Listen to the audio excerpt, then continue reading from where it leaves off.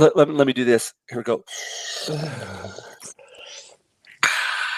That's what they do over at Crowder, right? In the Mug Club thing. Yeah. Welcome, everybody. Another Jinja live art stream we got going tonight. And double Jinja. Look, one of the guys, the Kenzo over here. Kenzo, welcome, bud.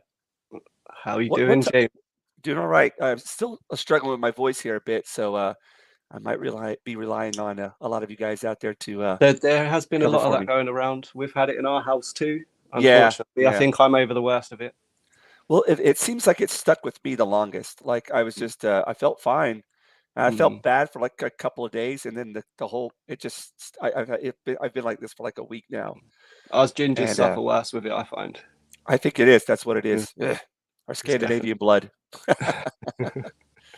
Yeah. What time is it over there for you right now? It is the afternoon. It's 12 p.m. in the afternoon. It's nice and sunny over here today as well. Sweet. And we're going to have my wife's making an amazing traditional English roast dinner today. There you go. I'm really looking forward to it. We've got our sister coming over this afternoon. Going to have a nice chilled Sunday. That sounds perfect. Perfect. Yeah. What have you got on? I've seen some really cool ninja artwork from you this week. Yeah, I've we started on the whatchamacallit. So I'm wanting to make original merch. My whole idea is like I want to do stuff that other people aren't doing and things that I've studied, and I know how to do. So it's like I've got a printing press here, I've got linoleum, and I've got my speedball cutting, like my cutting these guys. Yeah. Don't know what you call these. What are they called? I can't remember the name for them. Shoot. Cutters. There's a different name for them. They have a certain name for them. I cannot remember the name. But I was like, you know what? Let's do a Linocut. I haven't done one of those in ages. So, yeah, I've been. So I started the illustration last week, and I felt good about the illustration when I was working on it live. But then afterwards, I was like, I don't like what's going on. So what I did was I basically took it into my computer. I liked the ninja in the middle, but I didn't like everything else. I liked the flag concept, but I didn't like how it was executed, right? Yeah, executed. So it happens though. Then I've often spent hours on something thinking it was, one way, coming back a couple of hours later to it and thinking, you know what, this isn't really what I wanted. For some reason, I've got do you hear an echo? No? Nope. Okay, no, good. I don't know where that came from. What I was saying was like, oh yeah. You work hours and hours and hours and something. You're just like, no. But and what you could do is you could be lazy and just roll with it, or you could do what you know is necessary, go back into it, and try to do something with it. Hey, what's up, Oak Bichelak? I still don't know how to pronounce your name. And Captain Fandom Nerd. Hail to you guys. Hail to the chat. By. Yeah. Yeah, so I started off with this first, and I didn't like how the flag was working in the back. This line right here was creating some kind of circle, and it was taking away from the focus of where I wanted the picture to be. So I was like, okay, I'm going to go back in there, and I didn't like my the text, the Jinja Ninja here in the bottom. I felt like that was just kind of copying out. I was like, it's not what I want to do. So I wanted like a ninja star in there. I was like, okay, let's put the ninja star and let's move the flags. So I did that, and this is like, yeah, that's how it is now. I do like that one. Yeah, the ninja star in here. I even want to make it brighter. So, yeah, that ninja star right there. I want to make it that would work white. Would work on clothing and other stuff. I think it's a nice little design.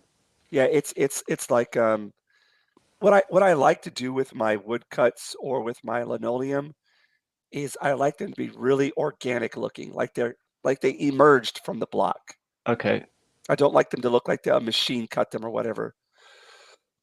Even though I actually do use a machine at sometimes to get rid of the bigger Dremel tool, use a Dremel tool with them, and to cut out places that are maybe you've got like big areas and you just want to kind of get through it quickly. I like Um, that pressed print look. You know, sometimes you'll get yeah. the small imperfections in it where the Yep. ink hasn't Yep. gone down, so each one is individual rather than just printing off the same design on each individual one. Exactly. Mm-hmm. Now, whenever you're doing that by hand, you're going to get lots of imperfections and things. But what I doing to try to get more of a consistent look, and you're not going to get 100% consistency whatsoever, is Mm. using the printing press. No, but it's just them tiny Yeah. human Yes. regularities. I don't, you know Yeah. what I'm saying? They're nice. Minute little Yep. Yep. spots of white, or Yep. and the fact that they're all different, it does add character to it. Oh, definitely. Yep. Mm-hmm. So what I want to do is print an edition. I haven't decided on how many I'm going to do yet. So or yeah. So it could be anywhere from 20 to 30 to 50 to 100. That's an awesome. Let's blow that up. Let's check out the, like Clayface there. This Yeah. is Clayface in here. I've got my True Pop Culture 7 and Spider-Man here. This is my favorite piece of Gunpla that I have, my master grade Sasabi. It was me and my son built this one together. It was our sort of Oh, cool. summer holidays project That's a recently. bonding activity. Mm. He's pretty good. He can do like a small high grade kit himself Yep. in an evening. Like he can smash out one of the super deformed, like the little chibi Yeah. ones in like a couple of hours. I like that you just This called that chibi. hmm? I like that you just called that chibi. Yeah, chibi, cute, small, Yeah, small and cute. like this guy, like a Yep. like a Oh, chibi oh Spider-Man. yeah. Little chibi guy there. Look at him. I like drawing the chibi art as well. You know, you sort of do the Yeah, yeah, yeah. three or four head height Right. figures, and they're cool. They have the bigger enlarged head and a more childlike, Right. or a baby-like body. Hmm. Hmm. There's some really good. There's a guy called Derek Laufman. He does some really badass Marvel and DC Yep. chibis. Yeah, they're awesome. That's awesome, man. I wish I do cute figures, but like Mm-hmm. they're like kind of my own style of cute figure. Yeah, yeah, yeah. Yeah, but yeah, it's nice to have to be able to do like a whole array of things, you know. Mhm. I often go down a rabbit hole, where I'll Oh, I hear spend you. a Yeah. few weeks drawing anime, a few weeks drawing chibi style, a few weeks just doing my own stuff, some Yep. stuff that's more cartoon based. Yeah. Past Yeah. few weeks, I've been mainly drawing Australian people. Well, there was a artist, Ryan Benjamin, who I met at Tokyo Comic Con, and he did a live stream. Him and David Finch did a live art stream together. I think it was last month. They did a couple of them, and he Mhm. was just going over like I can't do comic book work all the time. Sometimes I got to take a break, do something else, and I completely understand. You know, like You get burnt, or you're not yeah, even yeah, burnt out. It's like the idea pool. It runs dry, and you just keep and trying to yeah, jot stuff down. You're not happy with anything, but then you go away, have a little break, and come back. So I was just struggling recently with my last. I didn't really know where to go with my next episode of this animated thing, and I had an yep, idea in my head. I went with it for a few days, yep, and then I scrapped it. I was like, I'm not happy with this. And right, for the next day or two, I was sitting, not really being able to think of anything, and then it just come to me. Literally, I was watching something else completely unrelated, and it just gave me a slight inspiration. And then I thought, oh, that right. might actually work, that angle for what I'm looking for. Gotcha. Yep. Yeah. Mm, Sometimes you just got to do that. You know, like mm. get out Take of that. yourself outside of it. Yeah, Like, yeah, yeah. yeah. That's one of the reasons I started doing this Linocut as well. I felt like I was having a bit of a no. I got finished with the Lord of the Rings uh, pieces, and I was like, I tried doing a couple other things. I was like, this just isn't working. I need to do something that's kind of completely different than what I've been working Mm, on. So why not this? And then, yeah, feels liberating, mhm. inspiring. Yeah, It's easy to get stuck into habits, and I yeah, don't like that. yeah. I'd hate to think that my art is formulaic. Like Right. I don't. Well, I do with certain things. Obviously, you have techniques you use to get to a certain point, but I don't. I don't. I like to just do it my own way sometimes. I totally hear you there, man. Mm. Yeah, like I could never imagine or myself just try it different than what yeah, you normally do, because otherwise yeah. then your art will all just start to look the same. Yeah, I know people they find one thing that sells Hmm. and that's all they do their whole life. They don't do anything else. Hmm. Like for example, I there was an artist I work with here in Japan and he did butterflies. He used to do all kinds of stuff and then he found that he got rich women basically clientele and they would pay tons of money for his butterflies. That's all he does now. He's got a manager, talks to his manager. His manager's like, "You're not doing anything other than butterflies." Well, if that's your niche, it would kind of suck the So, well, fun you out know, of it. It would suck the fun out of it for me if I had to just paint the same thing over and over, I guess. well, apparently for him though, he's got like a different. I don't. It's kind of bad of me to say this, but I don't consider him. He's technically he's an artist. Technically, he's good at what he does, but he doesn't have the heart of an artist, if you know what I mean. Hmm. He's got like, I want to sell stuff, and He's I'm in it going for to the money. only. I mean, you got to make money off of it, otherwise you want to live, but it's like you kind of have to have a balance of those two things. I I've don't made know. hundreds and hundreds of pennies off Yeah. of my. Yeah. So I don't want to dog him or anything, but at the same time, it's just like, I just don't, it feels, it's kind of I think lame, it's the I same with guess. anything, man. If you're doing Yeah. this, if you're doing YouTube for money, people are going to start to quickly see that that's what you're doing it for. If you're the same with anything. Yeah. You start getting, You've you out got yourself. if your passion's not there, it's clear to your audience, or it's Yeah. shown in your work that it's not there. You know. Yeah. Yeah, sorry. Ooh. So, speaking of art and stuff, what are you working on at the moment? I have been mainly this week. I've started to learn a different animation platform. I found one called Calipeg that's made by a French program, French developers, and it's a very comprehensive, easy to use animation program that has the drawing in there, so you can draw on it. You can Yep. also import your own assets. It has functions like you could literally do your rough tracing over a video to get the motion frame by frame, and then have that in the background, and then start doing your line work over the top. It Oh, also cool. has good transforming and mapping functions where you can import assets. So you would have a stationary van, and it would Uh-huh. just be the wheels that rotate and the background that Okay. moves. So you can Okay. do all that kind of stuff on there. But it is obviously, with any platform, when you first open it up and you see all these buttons and you don't know what they do, it's a bit like daunting. But to It's be honest, intimidating. Yeah. I've Yeah. picked it up really fast, Oh, that's good. and you know, using it with the other programs I use, like Procreate for sketching and whatever, I found like Procreate has a small animation side to it, but it's very Hmm. simple. It's more just for making like a small logo or Right. animated GIF or something. But this, you can literally do full. I've been watching a few people's short 7-minute movies that they've made using this program and After Effects, afterwards, and it's really good. Oh, So cool. that's this week. That's what I've mainly been doing, is sort of Nice. trying to up my animation game slightly. And And then yeah. it's not something that I never sort of thought, oh, I want to be an animator. But then working with the Yeah. Legion of Beamers, we were just started off doing a few stupid, not stupid, but Just just messing around. funny Yeah. meme videos. Yep. Then I started doing a few things that were kind of animated, whereas it was frame by frame heads moving across. And I thought, like, I would like to maybe bring some of my artwork to life. And yeah, and this has gave me the opportunity to do so, and I've been having a lot of fun with it as well.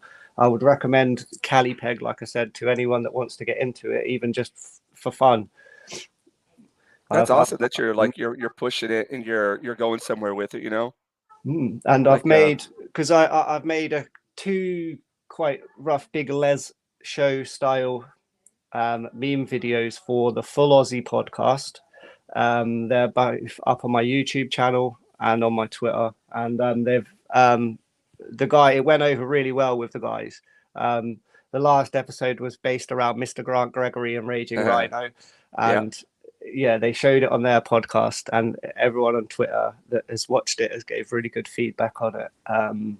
Cool. And yeah, so this time I wanted to try and make one in the same style, but completely just using all my own work and ideas and audio and everything. So next Saturday, that one should be ready and dropping.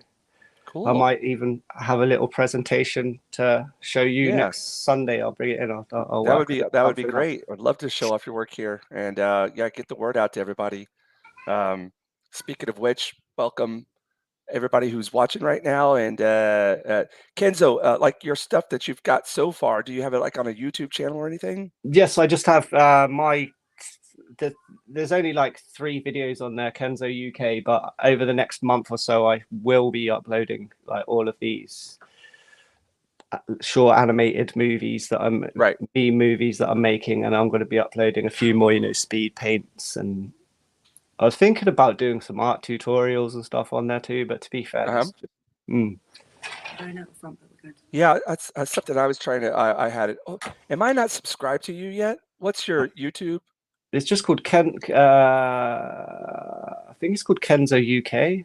All right, let me see. I thought I was subscribed to you. Let me see. Filters.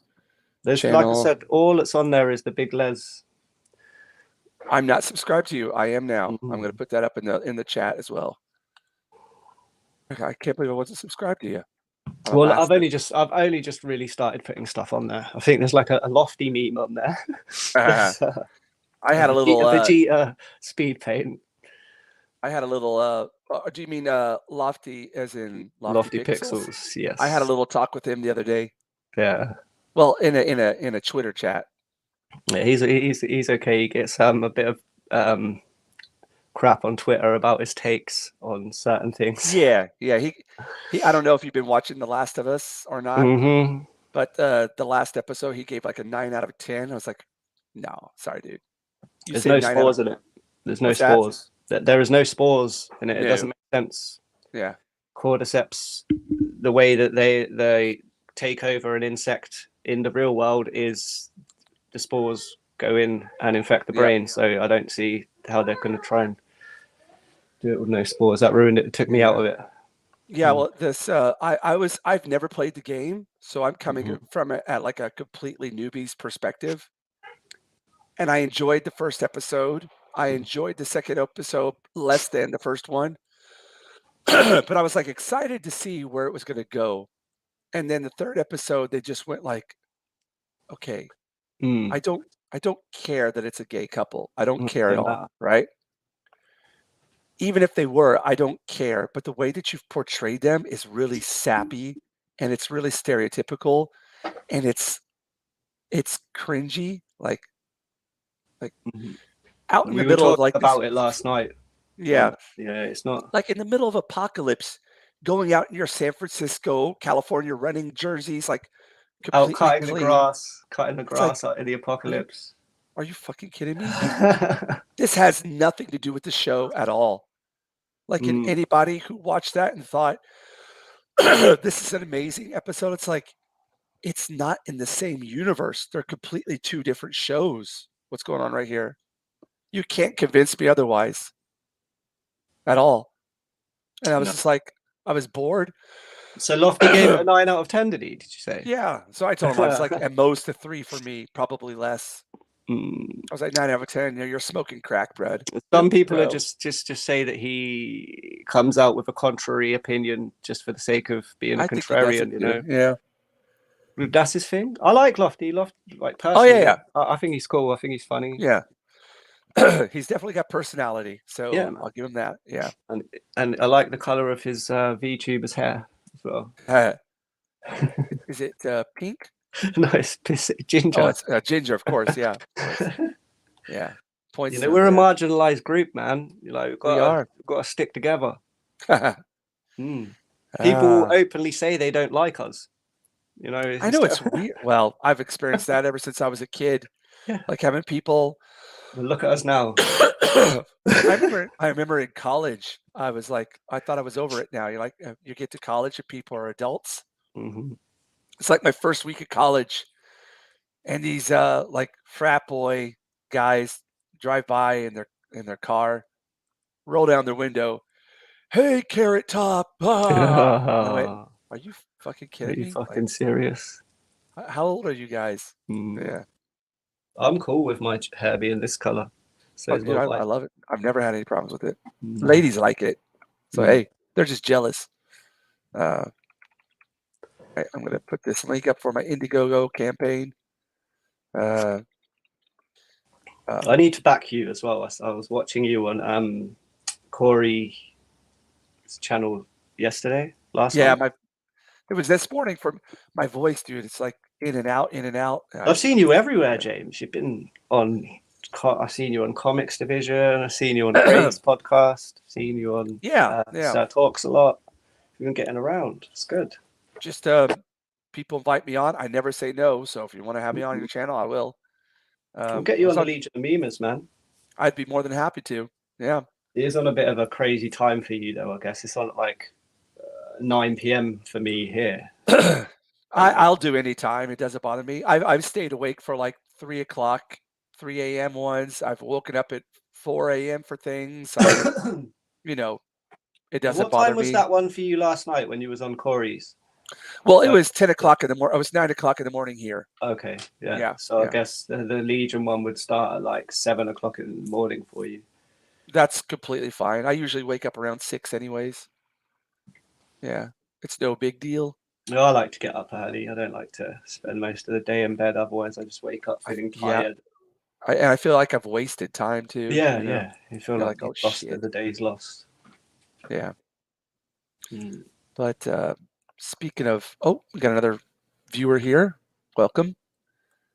So yeah, as the description of the show states, I'm going to be doing a Linocut demo tonight. Looking I've forward already to it. got it. What's that? So I'm looking forward to seeing it, man. Yeah, yeah. So what I wanted to do, pardon me, what I wanted, oh man, my voice. What I wanted to do was kind of show the process of printing it, um, and then afterwards making adjustments to it, and then showing the printing process afterwards again.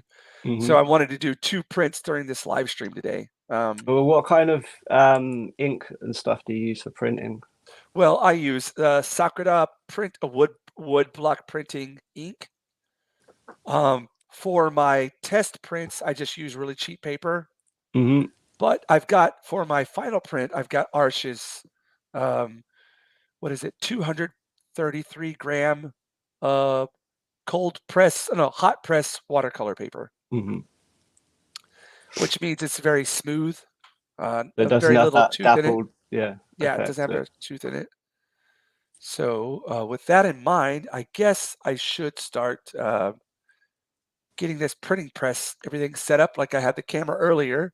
So Mm-hmm. if you don't mind, sorry, if you don't mind, I'm going to just pop out here real quick and then Mm-hmm. pop back in with my camera and everything adjusted. Could you go ahead and feel free to talk about anything you want to, okay? Yeah, man. All right, I leave it over to you for a second. Here we go. Mm. Hello, everyone. Yeah, while James is getting set up, like I was just saying before, I've spent a lot of this week using a new animation platform. It's called CaliPeg. I've been using it on my iPad with my pencil, and as I said before, it's a very easy to follow, comprehensive platform where it's all in one, so you can do all your drawing on there if you don't have another preferred drawing platform, and it's quite responsive. It doesn't have a lot of the arcing tools and stuff that Clip Studio Paint or Procreate has, but in terms of the brushes are quite responsive. You can have a variety of different ones. There's lots of different colors to use. I've first just started off doing, trying to move a simple character across the screen. And I thought that it would be a lot harder than it was. But the way they've got the program set out, you can literally quite easily highlight everything you need at once and move everything. but it's something that I would definitely recommend to your hobby animator. And even there's some videos that I found online of some sort of people that are a bit more professional animation, and they're sort of plugging it in. There's a few tutorials out there that you can follow. It's definitely something I would recommend. I've been using it to try and get a better quality animated episode for the Full Aussie podcast, and I've been basically doing some parody episodes of I don't know if anyone watching knows what the Big Les show is. It's a YouTube animated web series made by a gentleman called Jared Wright, who's currently working on the show Koala Man. And he is a Australian animator, voice actor, who started off just with some characters he made at school that him and his friends, they always used to laugh about these characters in class in comic form.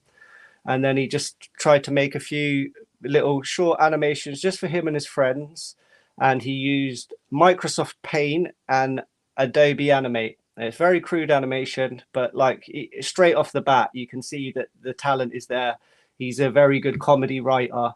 And, you know, obviously what him and his friends found funny, quickly the internet community started to find it funny. And he started off with just one season of very short 2 to 3 minute jokey skit episodes, and then from then on they grew to 6-7 minute episodes, and at the end of the season you would have like a long form animated movie version that he called Tumor Island, and they're hilarious. Like, me and my friends will sit and watch them. I've rewatched it many times. And the Full Aussie podcast, as I said before, Lethal Lightning and Rhino and the Boys, that's some of their favorite internet animated content that they watch. And obviously them being Australian, they probably get the jokes more than me or some of the American guys get.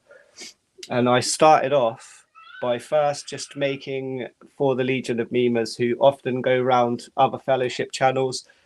While these podcasts are running, the Legion of Memers will be in the background, just, putting some memes up on Twitter. And then a lot of the time, to be honest, the content creators will then... Whoops, sorry about that. I pressed the wrong button. Yeah, so I started off, I just made a meme. I took the cast of the Full Aussie and I drew them all as characters from the Big Les show. So I made Lethal Lightning, a guy called Mike Nolan. I done Mr. Grant Gregory as the main character, Les. I did Raging Rhino and Lyndon both as talking Sasquatches, but because they're sort of main characters of the show. But in Australia, they call a Sasquatch a Yowie, because you have Sasquatch, Yeti, Yowie, Bigfoot. But yeah, they're called talking Yowies. And they are probably some of the most funny characters in the show. And in Australia, they say that they go on skits adventures, like crazy adventures. And I've got to say, the Big Les show is full of crazy Australian skits adventures. And I'd definitely recommend it to anyone that's chilling on a journey or just at home and wants something different to watch on YouTube. I can definitely tell you probably haven't seen something like this before. I definitely recommend it. Thank you for. Can you hear me okay? I can hear you loud and clear, James. Awesome. Here we go. All right, Mr. Ninja. So this is actually the first time I've ever shown my studio, even though it's not the most clean or pretty of studios. This is actually just like a back portion of it right here. But got to get the apron on. The one thing about printmaking is I'm using oil-based ink, so it can get really, really, really messy if you're not careful. Does it not come off so easy if you get it on yourself? No, but the thing is, you got your paint thinner back here. So I've actually got that in a, call it a plunger. I don't know if you've ever seen one of these before. Do you know what this is? No. So it's a got plunger can. In it, and you press this, and it like they use this at like car factory, like car shops, repair shops, and stuff. but you press down on this, and then it comes up in here into this little it's like this plate looking thing. Little reservoir. Yeah, so you just have your towel, you press on here, and it gets the paint thinner on it. Okay. And then you just rub that over on. Rather than trying to pour it onto a rag. Yeah. So normally I would do everything that I'm going to do on a table before I bring it over to the printing press. But because of, I don't know, maybe I could show you over here. Let's see. Let me, you know what? I can, because I can move. I've got this, I've made my computer like stand or mobile. So I'll bring it over here to my little work section. Hold on a second. There we go. There we go. Oh, yep, I can do it. There we go. Yes, that's bless. All right. So yeah, here's like a little workstation got going over here with the plunger and everything. And I'm gonna go ahead and put on my my gloves because it's about ready to get. Let me do this real quick. I don't mean to minimize it there. You put them OJ gloves on. Yep. So yeah, I gotta get these. As you can tell, this apron's been through some adventures. What's those red splodges on there? Blood. I don't know. I did some painting outside on these walls, and I was using house paint. And basically, I got tired of using a towel to wipe off the paint, so I was just like, start doing it on my apron.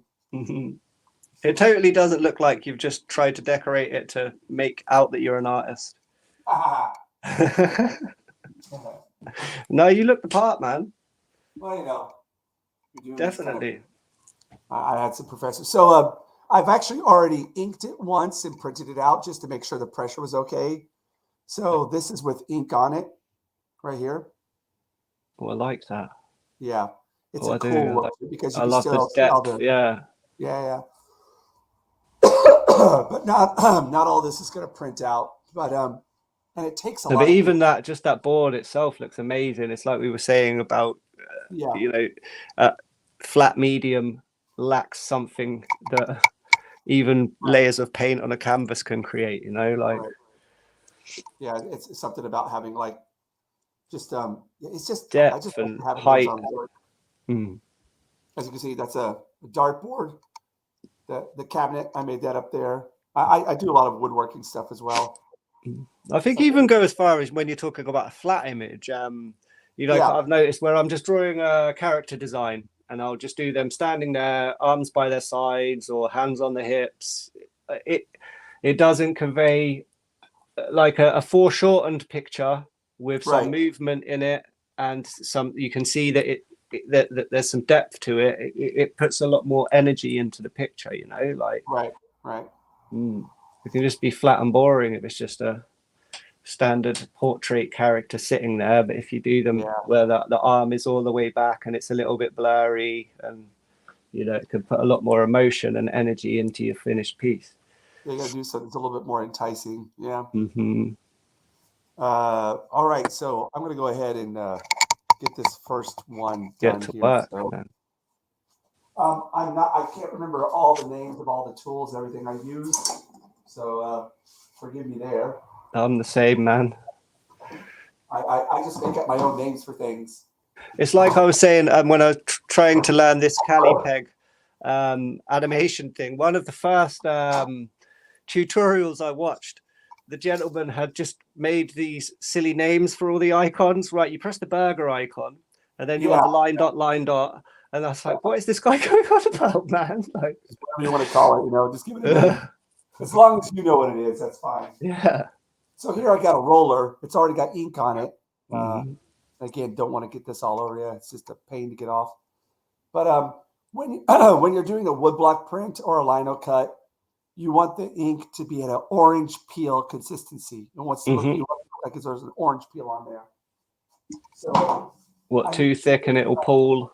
Yeah, I'm using this plexiglass to put my ink on. I've already done it once. You can see you want to have it the width to be wider than your I think they call it a brayer. Yeah, the brayer is the roller. I'm forgetting all my terminology. So I just use what's available to me here. Pardon me about the cough. Sakura wood block was Printing Honda. oil. Yeah, Honda oil colors. I've had these for a long time. So you just put some out on the block here, and what you want to do is like whenever you're putting the ink on, you want the ink consistency on your block to look the same as it is on here. So you want that orange peel look on your plate as well. But first you got to roll it out. And when you roll it out, you have to pick your brayer up so you're getting consistency over all of the brayer. This way and this way. I like the sound and smell of everything. It's so cool. It definitely adds to the experience. Yeah. Same as working with clay too. What's that? It's the same. I like the smell of working with clay. Oh yeah, definitely. All right. I think you were talking. I think you was talking to my wife on Twitter this week about Was I? Lord of the Rings clay figures that you'd posted. Someone had built. Oh yeah. That was Azura. She's the one who asked me to join the campaign this time. I think I just started following her as well on Twitter. Yeah, she's cool. Did you put post up? Yeah. Italian one, is it? Yeah. Yeah, that's right. Yeah. But yeah, but that's a hobby that I like to do with my small children. Is we'll get some polymer clay, the one you just bake in the oven, and we'll sit there and make lots of different things. Mainly Pokemon and stuff like that, you know. Would you say that you say you have a son? Yeah, I have 2 sons and a daughter. Yeah, I have a daughter that's almost grown up. She's like 15. Wow. Yeah, and then I've got a 10-year-old, and I kept them all 5 years apart. I've got a 15-year-old, a 10-year-old, and a 5-year-old. I didn't plan to do it that way. It's just kind of happened. Yeah, it just kind of happened, man. All right. Well, it looks like I've got pretty good coverage on here. So now I'm going to take it over here to the press. So let's go ahead and get this thing. Let's do this. On here. All right. Push this back a little bit. Oh, what is that doing down there? All right. Okay. Fingers crossed this goes well. Okay, so what you got on the top right here, this is a felt. This basically helps you get even coverage. We have to put this all the way through. 1 second. Try not to crush my hands. Oh, still in there a bit. There we go. Yeah. Nope. Let me turn this around. Hold on a second. I make all my stuff like movable because this thing is heavy as hell, man. I don't know if you've ever worked on one before, but they're heavy. Really, really heavy. It looks heavy. Right, here we go.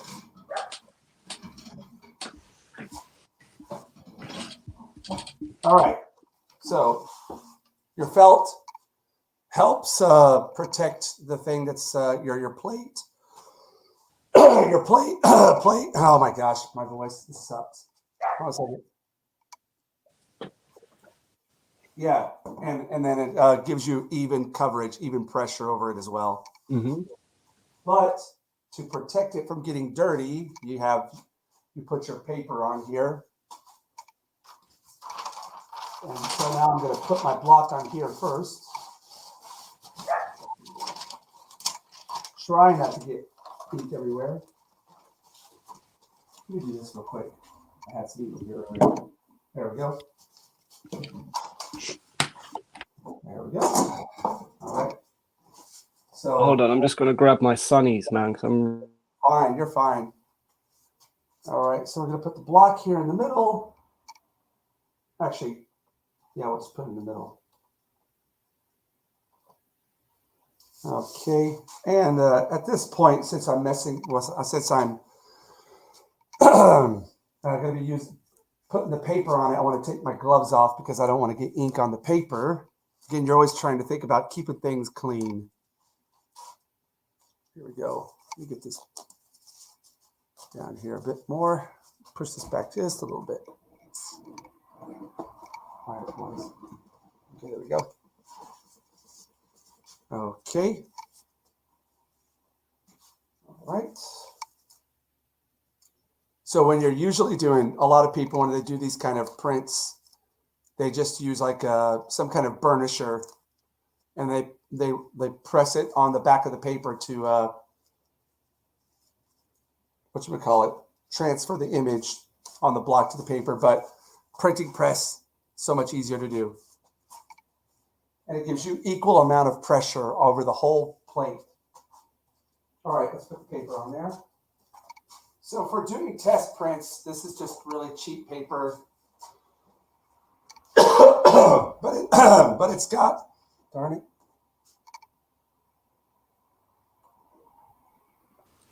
But it's got some thickness to it, so the ink won't go through. Now let me just move this over here. Okay. This may be good to draw on with markers. No, I should have put it. Whoops. All right, let's put that about right there. Cool. That's on there. I like to give it just a little pat down so that the paper sticks on there. And then get it centered. Bring this part over. And now your block and the paper, you send it on through. So what you want to do is you want to get the block, the paper, to as close as you can to the roller. Then you bring over your felt, bring it down, and I'll turn this around now. So you guys, actually, no, I'll do that later. And you just gonna press it, get it close.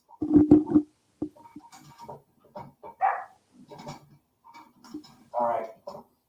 So now it's up on here. And then a secret about these handles. Hey, what's up, V for Vianetto? Like, you have the option of putting 4 handles on there, but I find that they get in the way. So I just use 2 of the handles because you can unscrew these on here. You can screw these, take them off and on. There's 4 of them, but I just use 2. So now you can feel the pressure of the roller on the plate. And there's not too much pressure and not too little. You've got to find that perfect zone. So you just roll this through until you feel it. You'll know when it goes through. Yeah. There we go. And now it's gone through. Press it through just a little bit more. I'm going to turn this around for this. For the big reveal. Yeah. All right.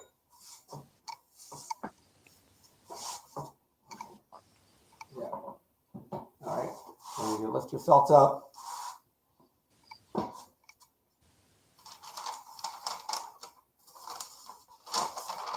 Just a little bit more through here. There we go. And ta-da! Printed. That looks amazing, dude.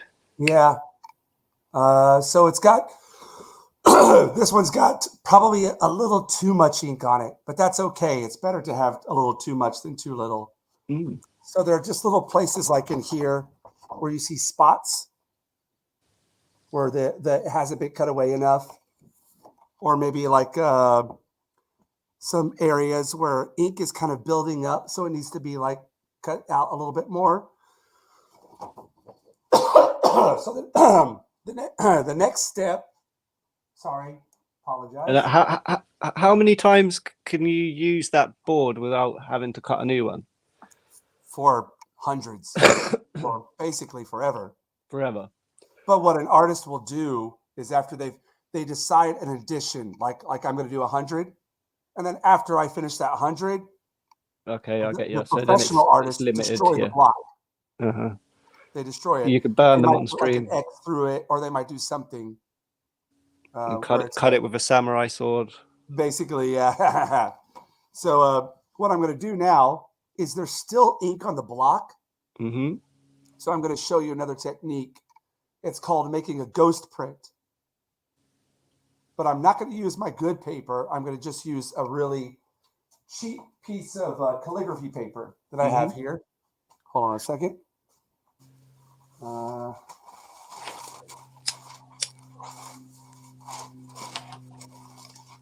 one's all bent up. Hold on a second. And I'm going to use that one. I'm going to use a different one here. I can actually just use like kind of any kind of paper, to be honest, but I'd like to just do it on this this paper here. I just had a piece earlier. Where did I put it at? Give me a second. Aha, here we go. I found you. So this is some, just like some inexpensive, there it is. Back here for some reason. I don't know why. Yeah. This is just some really thin calligraphy paper. Actually, if it's fully inked, it'll bleed through this. I found that out the hard way. So I'm just going to cut this. Ouch. That one hurt. This.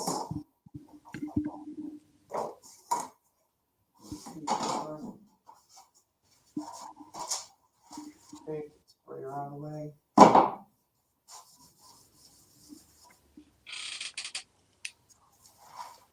Alrighty. That's about, that length is about good enough. That's all I need. This. All right. This is the first time I've ever done this on camera, man. Yeah, it's different to. Yeah, it's a different experience. Yeah. So what I'm going to do now is I'm going to take this, and it's got like an edge with tooth on it, and that's the part I'm going to put over. This is just the same thing here. Try to get it centered as much as possible. And there's still just a little bit of ink on there, so I'm just going to do the same process over again.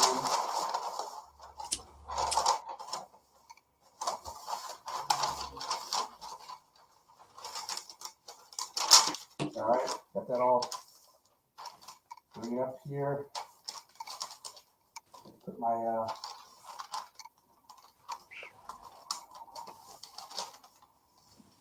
felt down, and I'm going to take it through one more time.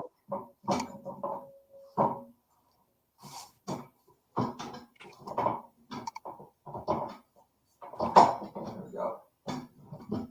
All right. So the ghost print is going to be a lot lighter than the first one. All right. Here we go. Let's come through. Turn it around. Okay. And here we go.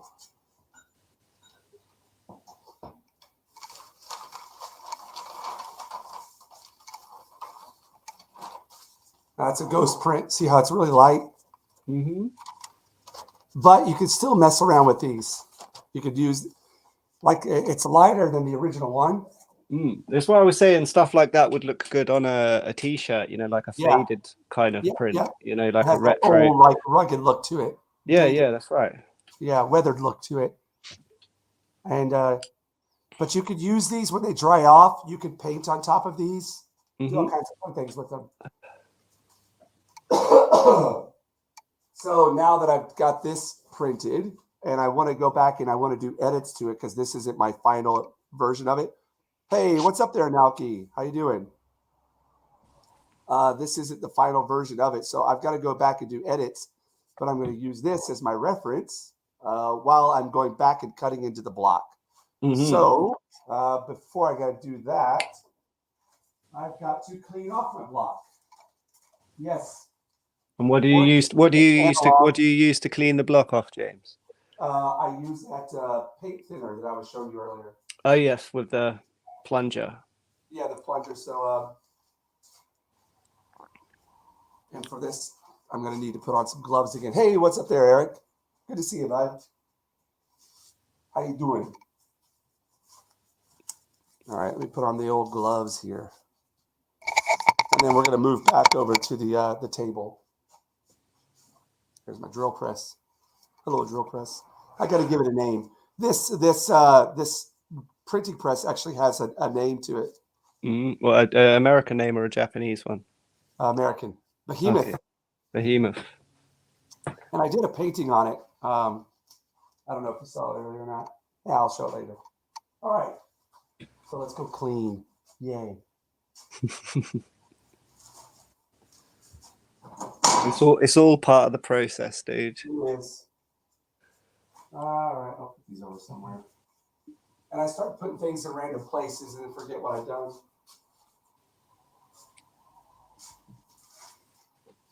Yeah. All right. Get this ruler out of the way.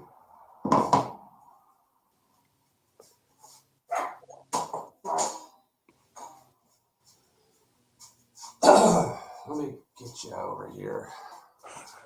I sound like Nick Nolte. All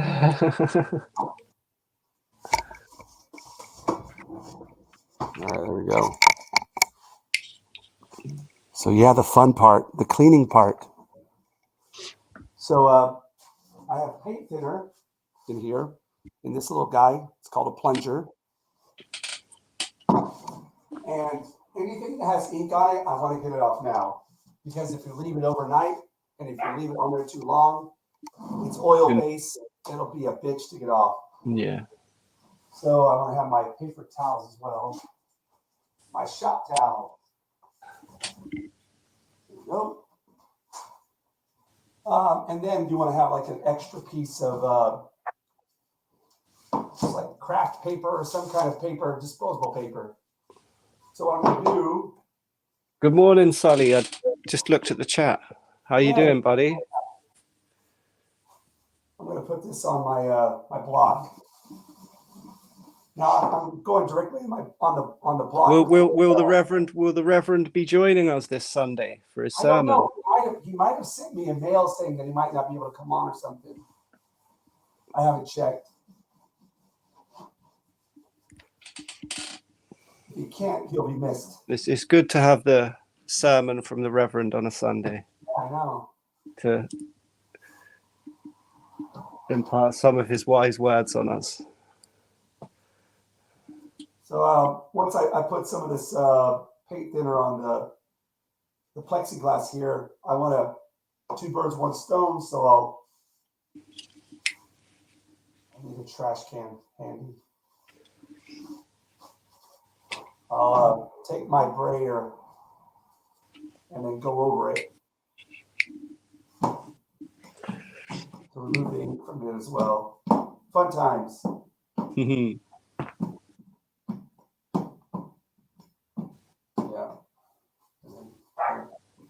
This guy again. Remove the ink from here.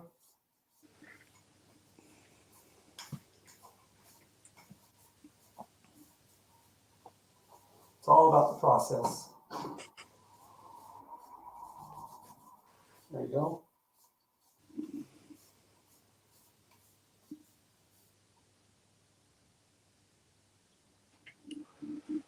And just remove it from the plexiglass here. Shoot, wax on, wax off. And my room smells really good right now. I'm being very well, I used to have to use a lot of that kind of stuff when I was still a tradie up on the roofs doing construction. Yeah. We used to do a lot of flat roofing, which was bitumen based, and then also using like a rubber polymer like roof liners, and they all come with some kind of cleaner like that. But to be fair, when you're up on top of a tower block using it in the open air, it's not so bad. Yeah, when you're in a studio, though, you need. Yeah, when you're in a little studio, yeah. Yeah. Mm. So what I'll do is, as soon as I'm done with this, I'll throw these rags outside. Mm-hmm. Don't light a match. Yeah.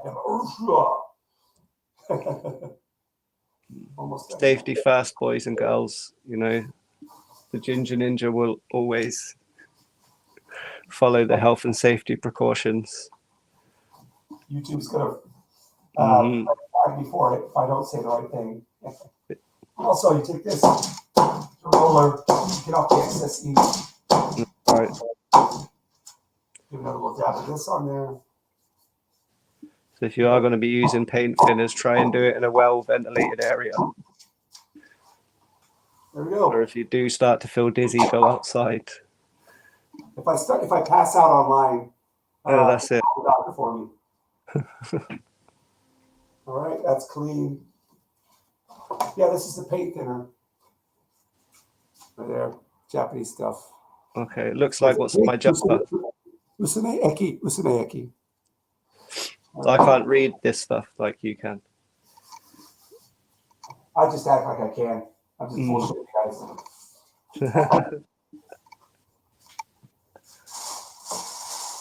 All right, I'll put this outside. Yeah, that's all right. Oh, we got it. Well, it was really nice to see the process, man. I like. Yeah. So I'll show you what the block looks like now after you clean it off.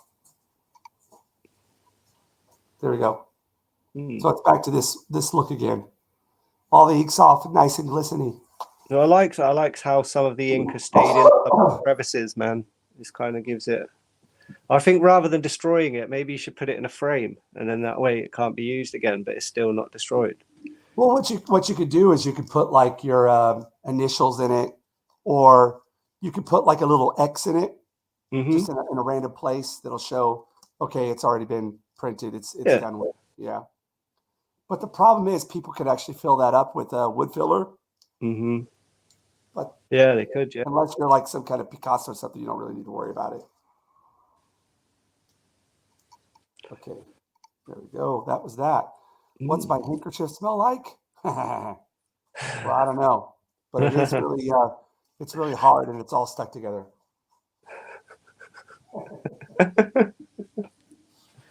Oh man. Cool. So that was that. Mm-hmm. That was an interesting process to watch. It was definitely a change from just the it's not the flat most media exciting thing in the world. Yeah, I thought no, man. It is. It's good to see the process, though. You know. Yeah. For the printmaking junkies, we do like. It's old school, man. There's people probably been doing that since like for thousands of years. Since you was a kid, James. You know. Yeah. Whoops. We used to do that with. I remember doing it with like potatoes and paint. You know, where we were cutting little shapes into a potato in nursery. Yeah. I mean, it's all the same concept. You know what I mean? It's called relief printing. There's a name for it, but again, my terms are all off. There we go. Turn them back here. Okay. Sure. Ooh. Okay. Wow. You've still got your Christmas avatar up. Well, my Christmas tree's still up. That's why. Yeah. Yeah. When do they take? When do they normally take them down on like January the 6th here? What's that? I think my mother's tradition was always 12 days before Christmas it goes up, and 12 days after Christmas it comes down. I don't know if that's a worldwide tradition or if it's just my mother that did that. Yeah, my tradition is like basically the beginning of Christmas and then whenever afterwards. I did notice when I visited the States in like 20 something years ago, like 2002. Yeah. And it was for Thanksgiving, and it was literally the day after Thanksgiving. That's when the holiday season kicked off over there. And it was literally, we went shopping in the mall a few days before, and it was just normal shopping. And then you went the day after Thanksgiving, and all the decorations were up. Everyone was wearing Santa hats. Woohoo! Good morning, Hey, gentlemen. whoa, that's a weird one. There we go. That's better. Give me a second here. What's up there, Eric? How you doing, man? Hello. Morning, gentlemen. How are you? Konnichiwa. Konnichiwa. Konnichiwa. Ah, ¿cómo ça va? Good morning, Eric. Good morning, Kenzo. I love your Sazabi there, man. It's fucking beautiful. Master grade. Mm-hmm. Woohoo! I'm gonna okay, $60. You just gave me the inspiration. $60 on Amazon yesterday. I'm gonna pick up my first master grade. It's a blue goof. And I don't have a master grade yet. I've got a couple. I've got another Sazabi in there, but he's got like the shiny metal coating on him. Now Sazabi, she was in Zeta or double Zeta? It's Char's Counterattack. You know? Okay. Yeah, the movie. So that's Char's I really Ultimate want to do a display of all of the Xeon mobile suits from Char's Counterattack. That's so like you'd have the 3 Yagdoga variations, the Sazabi, and is it the Nightingale from the manga, like the big one? I'm not sure. I'm pretty much a Gundam noob. Yes, I'm an anime veteran. I'm not like a veteran. I kind of always knew about it, and I always knew people built these things. You know, but I just wanted to get involved, and it was I started. I think I did a real grade as my third one, and there was some parts in it. They were so small, man. Like, and my big stupid fingers trying to get in there. That's what she said. You've got to have some patience to do it. People think that like it's going to be fun, and I'll be honest. Sometimes it can be quite frustrating. Morning. What's up, Bandito? Welcome. Holy Morning, Bandito shit. Bane. Yeah, morning. We got the morning. whole crew. Did you run by the gas station and get us some breakfast burritos, please? Oh man, I could use one of those right now. Totally, I can murder like 4 of them right now. I've had bacon. The wife was good to me. Nice. Because I'm Mexican, you think we get the breakfast burritos. Exactly, I'm racial profiling. Then I'm gonna ask Kenzo for the crumpets, and then I'm gonna ask Jinja for some bonito broth, and then yes. You're gonna get some rice, miso soup, and some fish. Traditional Japanese breakfast. Morning, guys. Morning. Good Jinja. morning, Bandito. Good morning, man. Morning, Kenzo. How you doing? It's 5 a.m. over here. 5 a.m. Wow. and my mama ain't home. I got bitches in the living room getting it on, and they ain't leaving till 6 in the morning. What you gonna do? Shit, I got a pocket full of rubbers, and my homeboys do too. I'm gonna smoke an ounce of this. G's up, hold down by a motherfucker's pounds. Rolling down the street, smoking Nando, sipping on gin and juice. Laid back. My mind on my money and my money on my mind. There we go. Dude, old school takes me back. I'm glad I'm not the only person who knows Gutenberg.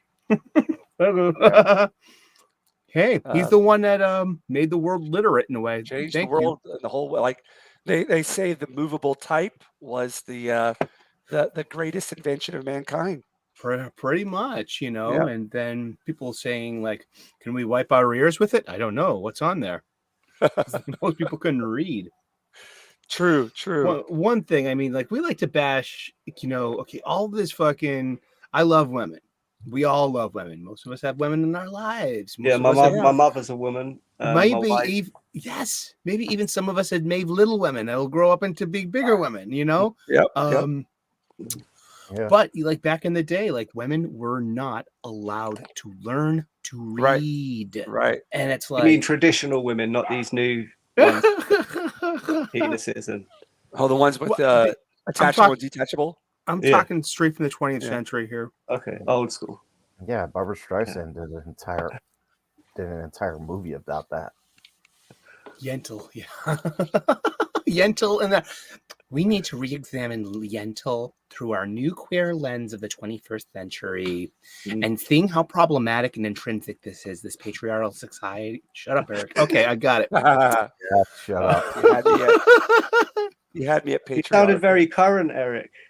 Yeah. Oh my goodness. We're gonna... Sometimes he sends up warning signs with how good he is at that. I don't Yeah. know. a lot of my in-right, mole. I have Moly, a moly, moly. lot more. Holy moly! Mole.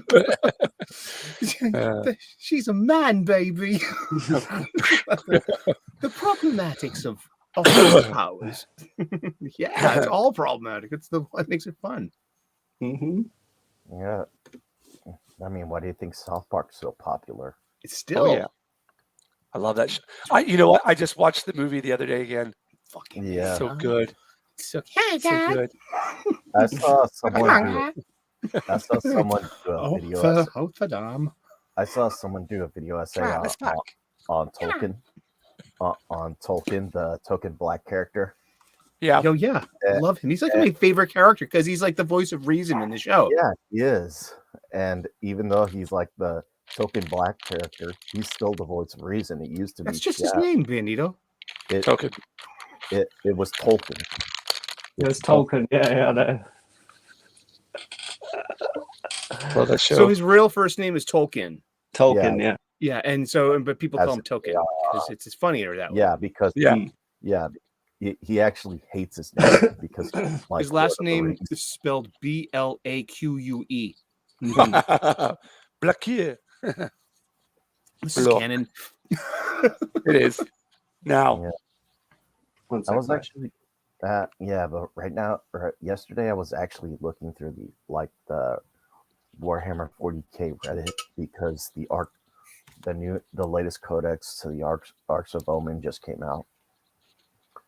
And there are so many theories going on about Warhammer going on right now. I just can't wait until I know anything Warhammer about it. becomes a safe space for all people.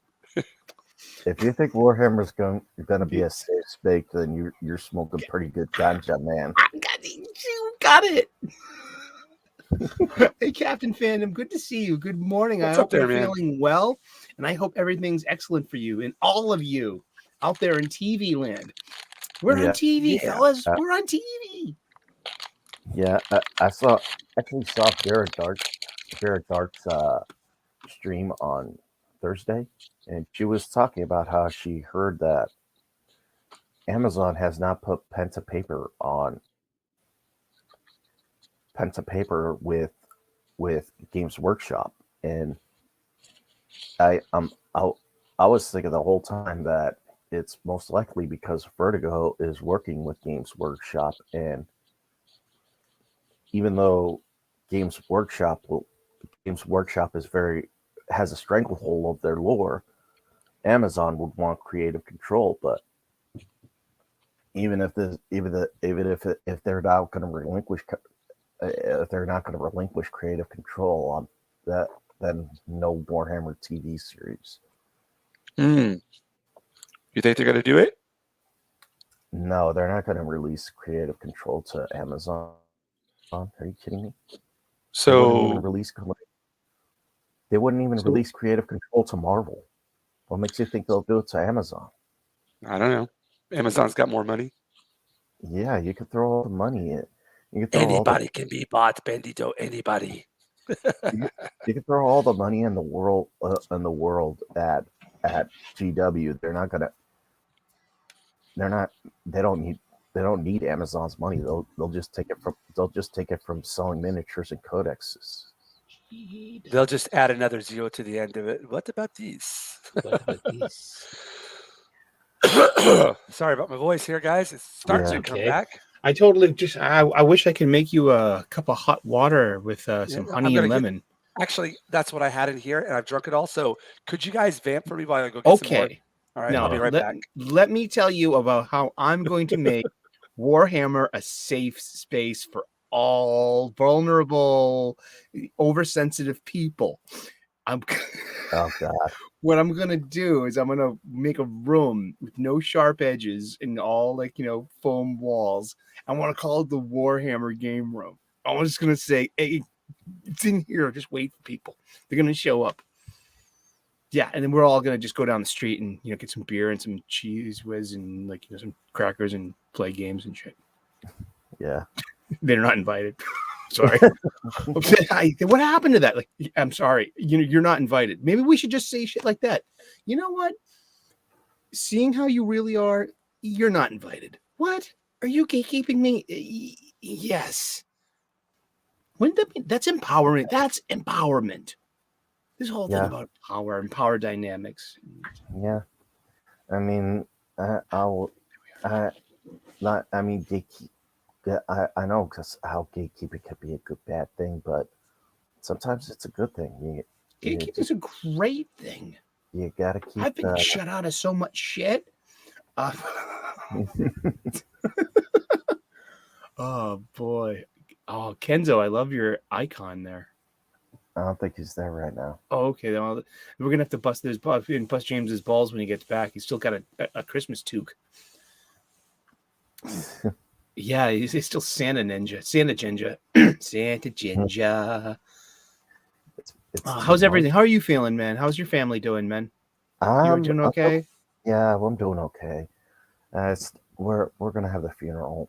We're gonna have the funeral next month or this month. This month he was cremated. He was cremated earlier. Okay. Earlier in the week. That's it's weird because my mother gives me some stuff. She doesn't anymore, but she used to. Like, why don't you ever visit your grandparents' grave? I'm like, Mom, they're not there. They're not there. They're in my heart, and I carry them around and talk to them every day. But yeah, it's like I'm not gonna go all the way to Braintree with no car, and go look at a couple of pieces of stone. It's not my thing. But if they were cremated, I could bring them everywhere. Literally, I could probably have just a little bit of their ashes and have them in a little vial, respectful little blessed, thing. Yeah. And you know what? And I would never have to worry about that because I'd be like, you know what? No, these are my grandparents' ashes. Yeah. Shit. I was able to find a few photos of him while I was going through my stuff. Mm-hmm.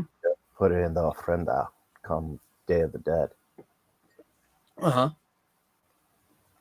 Yeah, I found pictures of him, my grandma. We'll put it up in the ofrenda. Mm-hmm. Give him a nice 40 ounce of Bud Light with a 40 ounce of Bud Light with his Dominoes. Oh, that's his thing. Yeah, he loved he liked drinking. He liked beer, but he would drink it socially. Mm-hmm. He never smoked. He only drank. And this is the thing, that he survived cancer. He survived lung cancer because he was a mariachi, and he actually got lung cancer from secondhand smoke. Since the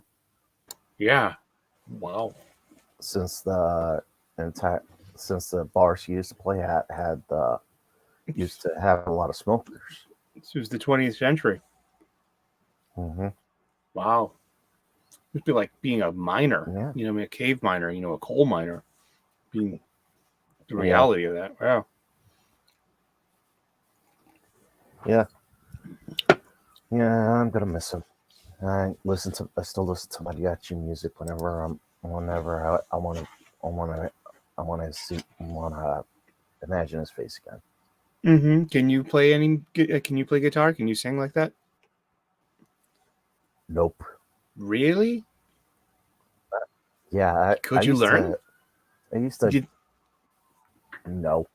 Why not? I used to joke to my grandmother that I would go on American Idol. I would go on American Idol just to prove how bad I am at singing. You would be like that. There's that one kid that was famous for being really bad, that Asian kid. I forget his name. Yeah. Yeah, that You know, Asian you know what I'm kid. talking about. Yeah, yeah, I remember him. Oh man.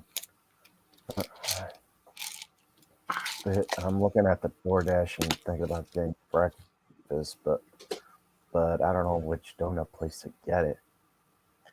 I'm not gonna ask you because you'll just say Dunkin's. No, I mean, no. So How does Grace Randolph decline my generous invite for a date? uh, No. so We actually Ah, have a really good gourmet donut place around here that just opened. It survived. Really? It survived Coof and lockdown.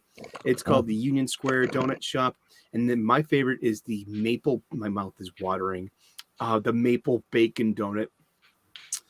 Yeah, just like crispy bacon bits on top of a maple donut, glazed donut, and it's just really good, man. yeah, I'm about to do a Homer Simpson impression now. Oh. So James, that was educational. What's that? Watching you, be Yeah, it's depressing. it might Mhm. kind of be it was depressing, wasn't it? Yeah. No, it's not for everybody, it's like it's I just wanted to show you the old school way of doing things. And, No, it's great because that's really analog. When the power goes out, that's look at this. Was it your Yeah, I'll first give print you or your second print? this is going to be the third one, actually, the third Okay. one. So I did my first one, cut into it, did a second one, Mhm. cut into it, and now this is the third one. So I'll probably end up doing it a couple more times before the final one. So this is it so far. Nice. So as you can see, I changed a lot of stuff from the original drawing. I you decided to take out. Sorry. Did you keep that image as well with the Jinja Ninja like script on the bottom of it, like as a file? This is the original. Yeah. Oh, cool. You got both. Well, this is just the drawing. Okay. But then I decided to Yeah. go into it like this because I wanted to take out the Jinja Ninja. I wanted to do something different with it. Right. I wanted to do something. I wanted to have this ninja star in here. Yeah, in you front. wanted to. That was you were like you wanted the Ninja Stars to be your Yeah. star field on the flag. That was Yeah. So I wanted to have it. Go ahead. No, I was going to say you were. I was going to say, are you going to color it? Okay. So what I'm going to do is I'm going to do two editions of this picture. First one is going to be black and white, and then what I'm going to do after that is called a reductive print. Okay. And Oh. what a reductive print is. Let me get a sip of that. Here's the block right here, which I've mounted on this piece of. Hey, what's up, low spec? So this is the block right here. I'll blow myself up. Kaboom. What I'm going to do is next, after I finish my black and white, what I'll do is I'll print everything in red. Then I'll cut out the parts that I don't want to be printed anymore. Print everything in blue, everything that I want to be blue. Cut out everything that I don't want to be in blue. Then print everything out in black that I want to be in black. And then I'll have a 3-color print. Oh, wow. It's called a reductive print. Yeah. That is very difficult to do. Right. But it is possible. But you have to have a registration system set up, which could be a bit challenging. And Kenzo, please show me that Gundam one more time. Let's get Kenzo up here. Let's see. Oh, That's a Gundam. That's Gundam. That's Gundam nice. Wow. Does he have You're a on name? mute, Kenzo. You're on mute. There you go. That's better. Hello. Oh, there we go. Hello, there we we hear go. that lovely this was voice one again. of the best pieces of Gunpla that come out in 2022. Yeah, he's a master grade ashtray red frame with the big Gerber straight. He's the Sengoku edition, and he's got perfect grade arms, and people call it the gorilla arms because they're so big. And it come with like a fully articulated built internal frame. It's a really high detailed one compared to a lot of the other ones I've got. He's one of my favorite. Speaking about Gundam, there's this new. I saw this new CBR article on some Western voice actors accusing one of the voice actors for Crunchyroll for bigotry. Of course. Yeah. And this is How's from that the working new for them? mobile. Yeah, this is from the new Mobile Suit Gundam series, The Witch from Mercury. Which from Mercury, yeah. Yeah, and they said that the main character is dark skinned because she's from the planet Mercury, so she's darker. Oh, it's closer to the sun, so yeah, it makes sense, wouldn't it? Yeah. So he has a darker complexion, and one of the secondary characters asked the main character to marry her because she didn't want to go through an arranged wedding, and she was like, "What?" And they're actually saying that this character's a dark-skinned lesbian, and Okay. Do they have any proof of that? Apple- Need Well, video you know, proof. these weirdos just like to, they call it shipping, don't they? Where they, yeah, that's the Yeah. proof.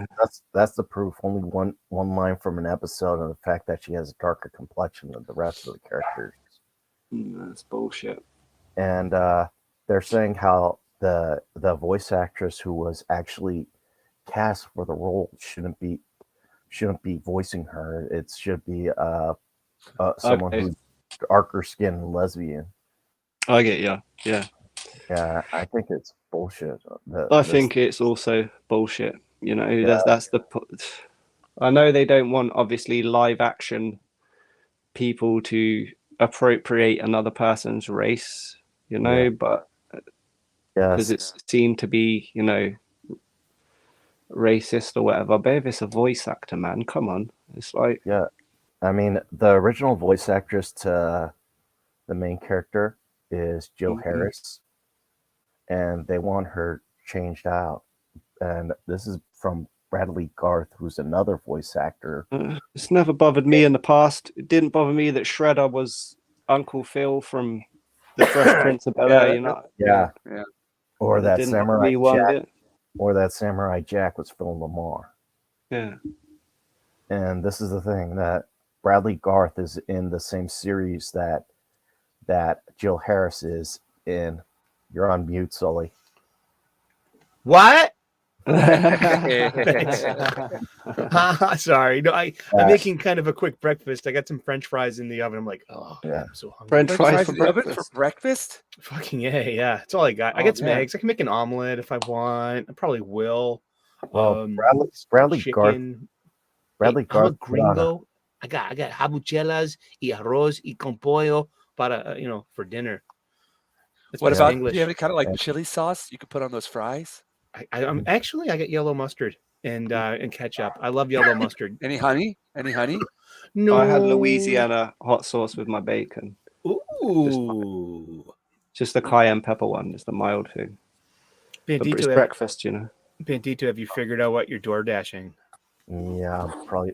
I don't know. Maybe some local donuts. There was quite a what's the word? But Bradley Garth, he's in the same series that Jill Harris is in, and he's basically talking behind her back, and people are like, "Why are you tweeting behind her back? Why don't you just say it to her face?" Yeah, it's that people like this are cowards. They don't. They'll be like the first person to throw you under the bus if it means to them that they'll look better. Yes, there's a lot of virtue signaling that goes on nowadays, isn't there? People are making online careers off of it. Let's be honest. Sure. Yeah, they are. But it's all temporary. So it's and if you're making money from having these controversial takes or whatever, and you're getting the clicks and the views and the money's coming in, then you're going to continue to push the same agenda, I guess. Yeah. Whoa. Just show off my pins like all the other YouTubers. There we go. You got pins on your mic? I got. I designed this, James. My mic is right here. Oh, you designed that? Cool. Yeah, this was I ripped Very it off the icon of the 1996 NHL All-Star Game. I was working at the Hard Rock Cafe. I worked there for 8 years here in Boston, and they had a contest thing like employees want to design your city pin, and I did 3 drafts of this, and one of my coworkers was an artist like you guys, Yep. and he busted this one out. I'm like, yes, that's what I saw in my head. Oh, cool. And so this was the Boston Let City me blow you pin up here. Let me blow you for up here. 1996, and I designed that. I was Oh, disappointed nice. that they didn't, because the red coats are the British, so they Right. should have had red guitar and blue outfit, but it works. So yeah, I designed that, and that's the last one I have of that. I used to have a bunch of them, like a whole box, and yeah, that's my family crest. Nice. And that's Buddy. Go ahead. Oh no, go ahead. No, you're fine. Oh, and that's Buddy Jesus, Buddy Christ, from Kevin Smith. Dogma. What's the lion there for? That's What is a that? doll strong. That came with a set of knives, very cool. expensive doll strong knives. I have actually a real bona fide knife kit, a good knife roll. I Yeah. never touch it but there's all great knives, and Oh. spent lots of money on it over the years. But yeah, I don't have pins on my mic. Maybe I should get some now. My all the mic's other- right here, I so was Okay. jealous of Garrett, and Gary, and all gang. You Yeah. want to be cool, you got to put pins on your mic's fuzzy thingy. Okay, I'm writing this down. What else? Tell Grant. Speaking of, Grant is hanging out with Pops this morning. For anyone interested, he'll be on Pops at 9 a.m. in a half Really? an hour. I believe so. Yeah. Who's wow, that? that's gonna be really, really late his time. Grant Mr. Gregor? Grant. Mr. Mr. Grant Gregory. Mr. Grant McGregory. I Mr. believe so. McMuffin. Yeah, Yeah. he's a cool dude. He's Oh yeah, he's awesome. he was the star of my last week's cartoon I didn't about see, watching movies while eating cookies. So I'm sure you saw that, Eric. I haven't seen anything yet. Drop the link in the private chat. and Yeah, I'll put it in the Yeah. live chat. the gay, Please. Mr. Gay. What was it? Grant Gregory. Mr. Gay. No, Mr. no, Hanky, the it was- Christmas pool. No. the gay Ozzy. Heh. The gay Ozzy. That cartoon, I saw it. It was pretty funny. Well, Sydney's Yeah. apparently a huge destination for gay men, and it has been for like 40 years. It's like a gay mecca. Yeah, Wow. they're like, Yeah, And, they're really into gays there, man. They're big, and it's a big part of their economy too. So, yeah, Well, the they gay- sell gay. Yeah, well, they have like huge. I wish he was here. We could ask him and be like, "Yeah, how gay is Sydney? Oh, it's wicked gay. It's He's a very, good very, dude. very gay. This kid. On a scale of feels about gay, this it's gay. on a 12." It's flaming. But that's good. I mean, because I have like one of my old friends. He owned a condo, so he was like I rented out his other room for like 4 years. So it was like I got this like huge look at the gay community, and they were like, oh yeah, like they were part of like gay rugby leagues, and like every year like there's a big jamboree in Sydney, and so apparently Sydney is a big gay destination. yeah. Yes, I isn't that remember. great? I Yes, never heard we that have before. Brighton. Brighton in the UK is sort of the gay capital, Mhm. as far as I know. So I've heard. I But here in remember. the States, we've got Provincetown here. Well, here in Massachusetts, I'm on the East Coast, and where we all landed in the first friggin' place, and we have Cape Cod, and on the tip of Cape Cod is Provincetown, and that is one of a gay destination, and has been like. Oh. Oh no! What? He's Where's gonna Jinja? he's gonna get some more hopefully some hot water, honey and lemon for his he's coughing a lot. So Oh man, did he just end the stream already? No. I was just adjusting my camera. I'm gonna actually do artwork like I promised. oh cool. Good. You So have I'm to gonna be go back into productive. this block and Yeah. cut into it. Yeah, I remember that there's a big gay community in Australia because the Tom King guy. Tom Taylor. Yeah, Tom Taylor. He Mhm. put up a photo of a bunch of guys dressed up, a bunch of LGBTQ people dressed up as Superman, holding up a news article saying Superman is gay, with hit. Oh, so much nicer. There's some prior evidence of that too. You know who loved Superman? Freddie Mercury of Queen.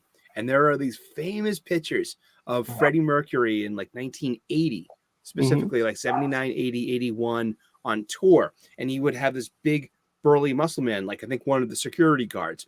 He would either dress up as Darth Vader or Superman, and Freddie would like literally ride on his shoulders, like, you know, and the because Freddie wasn't that tall, he was like 5'6" or so, and not a big guy. So he was this huge strapping like muscle His man. voice made him seem bigger, right, with Freddie? Fucking Yes. A, huh? Yeah. Yes, it came from Yeah. inside. Uh-huh. That's what she said. Woo! Do you know why Freddie Mercury liked Superman?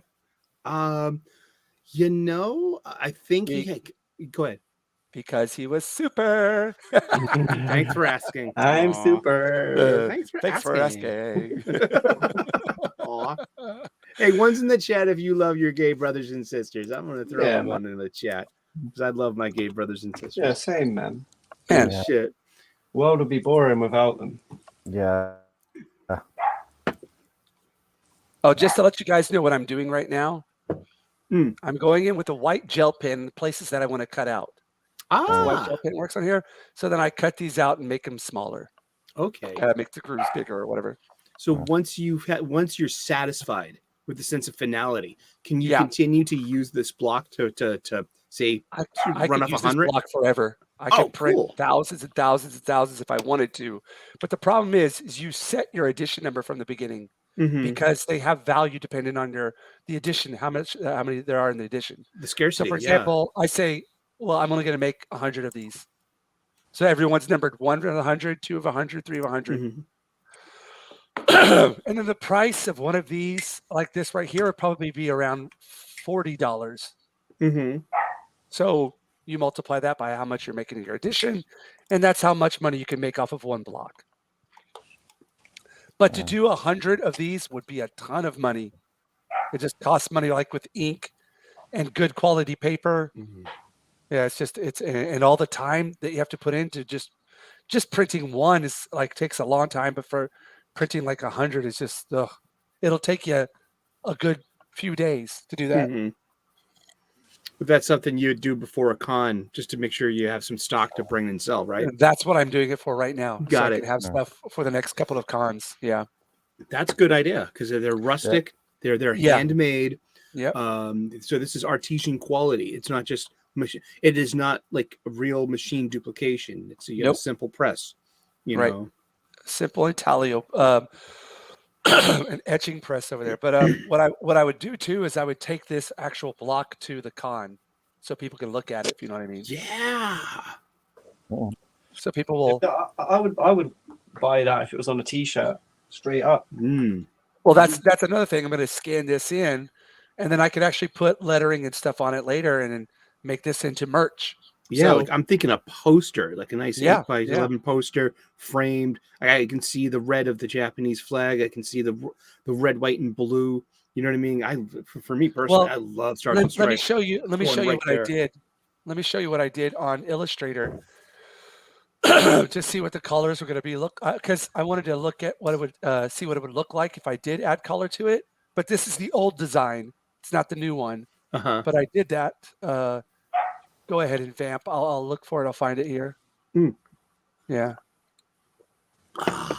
Now, Can't do two Pikachu, things what at do you think about Warhammer? And tell me, because you come from a very pugilistic, unsafe space. I mean, people think that Pokemon is a cutesy-ootsy thing. But, you know, what happened to the defeated Pokemon? Is it true there's a chain of Kentucky Fried Pikachu for failed defeated Pokemon? I'm What pretty happens? sure that reverends think that Pokemons are demonic. Can you eat Pokemon then? Because obviously some of them. Do they eat each other? I'm just thinking Evangelion. Remember when Eva 1 took out the second angel? I mean, Oh yeah. they started eating it. Mhm. Look at that. I want to go check on my fries. Hold on. That's weird. You're Can't find weird. it. Yes, I know. Oh boy. Yeah. Don't know what I've done. Hey, with those. Kentaro. I would really like to have a go at colouring Kenta, some of your stuff digitally, James. I know I keep on forgetting to send stuff to What you. I'm about such a dick. I didn't just want to do it without your permission, you know. I hear you, man. Hey, I need to send hey, stuff over Kenzo, to you. Hello, buddy. where did you get the idea of the heroin cookies? It's not my idea, man. It's I was explaining earlier. It's a parody of a show called The Big Les Show, which is an online web cartoon created by an Australian artist called Jared Wright, Mm-hmm. currently working on the Koala Man cartoon. But he made it all himself. It starts off very crude, but from, like I said, off the bat, you can see that his talent is there as a voice actor and for writing. But yeah, that's basically it. It's the full Aussie panel. It's one of their favorite, Aussie pop culture animation shows. So I kind of made them into that. But I'm working on another episode this week, which should be out next Saturday, and it's completely original. It's kind of a take on another episode, but we've done a different spin on it. And this time, instead of sampling the audio straight from the Big Les Show, I've got voice actors in and stuff. Really? Mm-hmm. The population of Australia in 2021 was 25.69 million people. Yeah, there's not a lot there. Wow. And it's a It's huge so vast landmass. as well. Yeah, Well, most of it's uninhabitable. Habitable. Most of them are on the outskirts, right? Yeah. They're not right in the middle in the bush. Mm. Oh Damn. man, where did those go? I mean, California has 40 million people. Mm-hmm. There's more creatures with pouches over there too. They're all marsupials. Well, the UK has 68 million. I didn't know. Marsupials. Wow. This is really weird. I have no idea what I did with those. Oh, there, I found it. Here we go. Good. Found it. About time. Yeah. Well, I did like Jeez. just like a quick version of this where, and it's the old design as well. It doesn't look all that clean, but here's what it looks like. How do I share my cam again? Where did it go? Oh no, what have I done here? What have I done? As long as you're wearing pants. Here we go. Share screen. Window. Oh, here we go. Oh, by the way. Yeah, there we go. Oh, there we go. Oh, that's what wow, Yeah. That's really cool. But that was the old design. And, Right. But still keep that. Yeah. I mean, that looks great. I like it as well. It looks good. Yeah. So like, the ninja really pops out. And you can tell both flags. Yeah. I Yeah. mean, Yeah. Oh, that's wicked pissa, dude. I like But that. I could do that with this new one as well too, easily. Uh-huh. And I'll have like that the ninja star in the front be a different color. So yeah, well, there's a lot of stuff I could do with this. But there we go. So just t-shirts, coffee mugs, bumper stickers, everything, pins, badges galore. Okay, here's a random comic suggestion for everyone involved. Okay, this is Mark Millar from Scotland, and this is Nemesis Reloaded. I wasn't paying attention to Nemesis 1. You don't need to. This starts just right in the middle of the action. I was completely satisfied, and it's over the top, gore, bloody, violent. This is a great. First one plays out like a movie. Uh-huh. Yeah. I love Steve McNiven's art too, but Jorge Jimenez is just wonderful. And oh yeah, he's really, really good. He's a great done a review of this comic on his Wakasashi's Tea House channel. Mark Millar actually did a good job poaching him from DC. Well, it's just a gig. I mean, it's just a contract job. 6 issues, 3 issues. Knowing Millar, I like that too. 3 acts, simple structure. Boom. I mean, I quite liked Superior as well. Did you read? I did not. There's a bunch of his stuff. I like Starlight. I like Starlight a lot. Secret Service was good. I wasn't tuned to Kingsman or American Jesus. I read Chosen back in the day, and that blew my mind so much so I didn't want to come back to it. I know he's just wrapping up that trilogy too. I'm like, no thanks. I mean, Wanted was King of great. Spies. Yeah. King of Spies, King I of got to get Spies. into. I like Matteo Scalera's art too. Yeah. And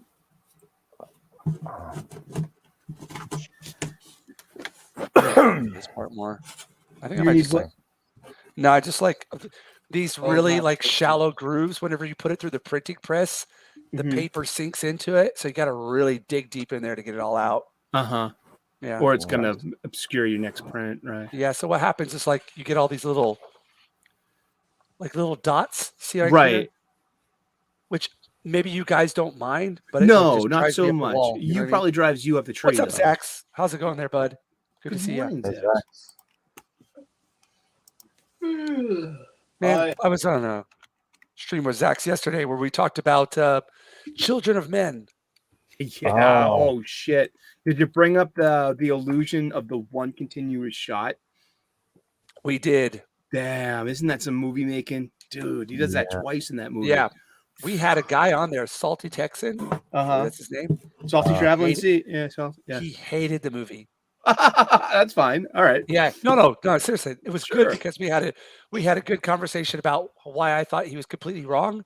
And it was all good though. It's good to have that. It's good to be able to Yeah. because whenever you have somebody who's the opposite opinion, it makes you understand your opinion better. If you know what I mean?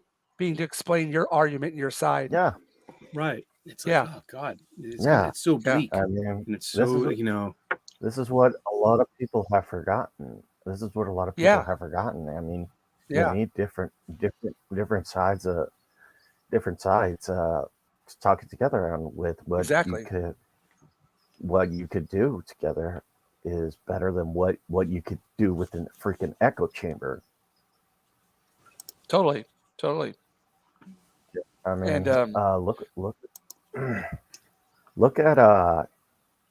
look at the gay characters right now on DC and Marvel. Mhm. They seem like characters. They seem like Yeah. characters. Characters. Yeah. Yeah. They are not caricatures, yeah. divine enough. They are like, at least Yeah. Marvel is trying to make them a little bit campy. I think Right, they're right. right. But the way that I see it, they're like, right, we need to write a gay character. So they start Yeah. with that first rather than having an idea. It's like, oh, this would actually suit him if he was gay, you know, like, Yeah. Yeah, and and that's where they go wrong, man. yeah, I'm I gonna- mean, I'll one drop the thing- gun. thing Go ahead. that the one thing that they have is that when I come up with characters, I come up with a name first, and then I come up with how they look like, their background, what if they're married or not, if they're gay or not, and the first thing these people think up of is, yeah, this person needs to be gay. It's not. It's shallow. Yeah, it's a very shallow way of looking at it. And you Yeah. can't really be it's kind of a stereotypical version of it as well. Yes. Nothing that could be it has to be safe so it's not offensive. So you're not going to get anything from it, you know what I mean? Yeah, but it's You handicapped yourself in the beginning. it's even more offensive because it's a freaking stereotype. Yeah. Uh, What are you going to do, you know? uh-huh. What were you going to say there, Eric? I don't know. He's popped off. He'll be back in a second. Oh, I was he said waiting he's for him gonna to come drop the back because then I've got to sort of get off in a second. We've got the wife's sister coming over soon, and my wife's got a list of things for me to do. So I better get on with those. But thanks for having me on again, James. Oh, yeah, it's yeah, nice I'll to be be up here there. with Yeah. you and Mr. Sullivan and Bandito Bane. Yeah. And Thanks- I'll thanks for being on. I'll try and drop in next week, man. Yeah, thanks again for being a trooper and watching my whole process and going through all that. No, it was Great fun. process. It was really Yeah, fun to watch appreciate your that. process, and it was Yeah. nice to see something different, man. Mm. And it was cool to see you on everyone's streams this week, and I'll continue to give you a shout out on everything I'm on. I appreciate it, man. And All same of you here. guys. Same here. Like support you. And if you want to shout out anything right now, go for it. Yeah, well, just give me a follow on YouTube at Kenzo UK. Follow me at Twitter, which is artbykenzo at twitter.com. And I should be putting a load more meme-based animated comedic stuff to put a smile on your face in the near future. And another shout out to my boys, the Legion of Memers. If you could follow them on Twitter and follow us at the official Legion of Memers YouTube channel. We have a Saturday night meme stream most weeks. We have an array of different guests from the YouTube sphere that you guys are all probably following. But yeah, thanks for having me on, and I look forward to seeing you again soon. My pleasure, man. Thank you so much. And Bye, Kenzo. have a good Bye, one. guys. Right. Thanks, Eric. Bye. I'll See you, catch buddy. you soon, my friend. See you Bye-bye. later. Awesome. Sayonara. See you later, alligator. In a while, crocodile. What you chewing on there, Eric? Got those French fries? Mm-hmm. Nice. Salty, garlic powder, I could totally Black use some of pepper. those right now. Yeah. a little bit of ketchup, a little bit of yellow mustard. I like yellow mustard on my French fries. So what you been working on, Eric? Content. And Yeah. now I go back to work on tomorrow, like for real. Shoot, that's right. Yeah, Back to the grind. I was there Friday for a couple hours just to set up, meet the new chef, who I met before a while back, but now we have a new chef and all this new stuff, blah, blah, blah. And back to get up at 3:30. Yeah. And but I sandbagged a shitload of content for my show so I can go into this year with the ability to produce. Like I will shoot my week's worth of content, usually on a Saturday morning and then on a Sunday morning. And also, so now that I'm on West a lot and I'm here a lot, so I shoot around that too, because I would like to be hanging out with my friends and talking. Thanks, man. Oh, thank you, man. Thanks for having us on. So so weekend mornings are like video in front of the camera and production time. So if I have to make 7 20-minute long videos, you know what I mean? You got to make time to do it. It's like, it doesn't take an hour to make one. I can do maybe 2 episodes an hour at this point though, because I've really nailed a longer, a 20-minute runtime. And sometimes it goes over. Sometimes it's 25 minutes. I look down, I'm like, holy shit, you're close to 27 minutes. And which is fine because I can retain a small audience, which is great. But Saturday. So like at least I have almost a month's worth of show to get me back into the swing of things. Right. And I leave Sundays open. So I'll shoot the week's worth of episodes, but I'll leave Sunday open so I can do new releases on Sunday. So I do a pickup episode. So like after this, I'm going to shoot today's episode and with what I bought on Wednesday. And, what did you get on Wednesday? Or do you want to keep it secret? No. Not much. We already saw, we saw one. I picked up on Nemesis Reloaded. Right. I was going to get the issue of Flash that came out, but I missed it. They only had a couple of issues at my local comic book store. Flash is in the middle of a mini event called the 1 Minute War. So they had the 1 Minute War special, $6.99 special. So they didn't get as many of that as they would Flash $7.92. Let's put it that way, $7.93. Right. So I picked this up on the World's Finest #1 by Wade and Mora because let me pop you up here. Sure, it's just issue #1. It's almost a year old, and that was on the shelf, like not the new release shelf, but the floppy shelf. Look at this beautiful art, man. Remember we were looking at the other one, and it was like, oh no, they're on the ceiling looking down, and we were like, oh, Right. So it took Yeah. same artist. So Moore is doing the cover art as well, Oh, sweet. and so they had issue 1, and so I picked it up. They had 2 copies, but the other one was it had a couple of dings on the cover. I got this for $10. Sweet. You know, I got a weakness for that Columbia 10-speed racer contest because that was the summer of 81, winter of 82. And that was when I was a kid in a spinner rack. So I got this for my spinner rack and very happy. But let me show you this one here. All right. So this is, I just picked this up. I'm a huge Kevin Smith fan. Look, there it is. Yeah. Yeah. So this is Quick Stops number 4. All right. And I don't even know 1, 2, and 3. I just wanted to buy something from my local comic shop. And this caught my eye. So it's so fun. It's just black and white, but it's set in early 1990s. It's Randall, it's Dante, it's Veronica. Yeah. June 26th, 1992. Very cool. And and it just opens and you just start reading it, and it's a Clerk's Tale. And that's it. I don't have any gripe against Kevin Smith. I'm not going to, you know what I mean? I'm not a big He-Man fan, so I don't have any, hurt feelings over that. I can respect it. Yeah. Thank you. And those are the new releases. Yeah, with him, I just like, I like Clerks. I like Jay and Silent Bob. Mm-hmm. The movie, and it's just one of those things. Yeah, he's just he got caught in the machine. But oh well. Yeah. I got Clerks 3. I just got it the other day. So I heard it was pretty bad. I'm gonna watch it a little later. I haven't seen it yet. Give it a chance. We'll give it a chance. Here you go, bro. Your mind. Ad Astra. In line. Cool. Nice.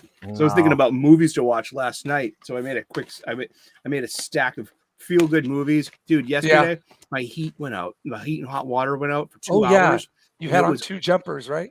Yeah, and then I got the idea to put on my flannel robe, my hoodie, and that was just perfect. Ooh. I was like, I looked like Chew in Blade Runner, the Eye Man. Yeah. Chew. If you could see what I've seen with your eyes. I just watched that again the other day. Dude, I'm so psyched. You were doing your Emperor Palpatine. Yeah. What impression? I watched Interstellar again the other day and today again. I love that movie. I love it. I love Contact. Not embarrassed about that at all. I feel Interstellar falls apart in Act 3. It doesn't land very well, no pun.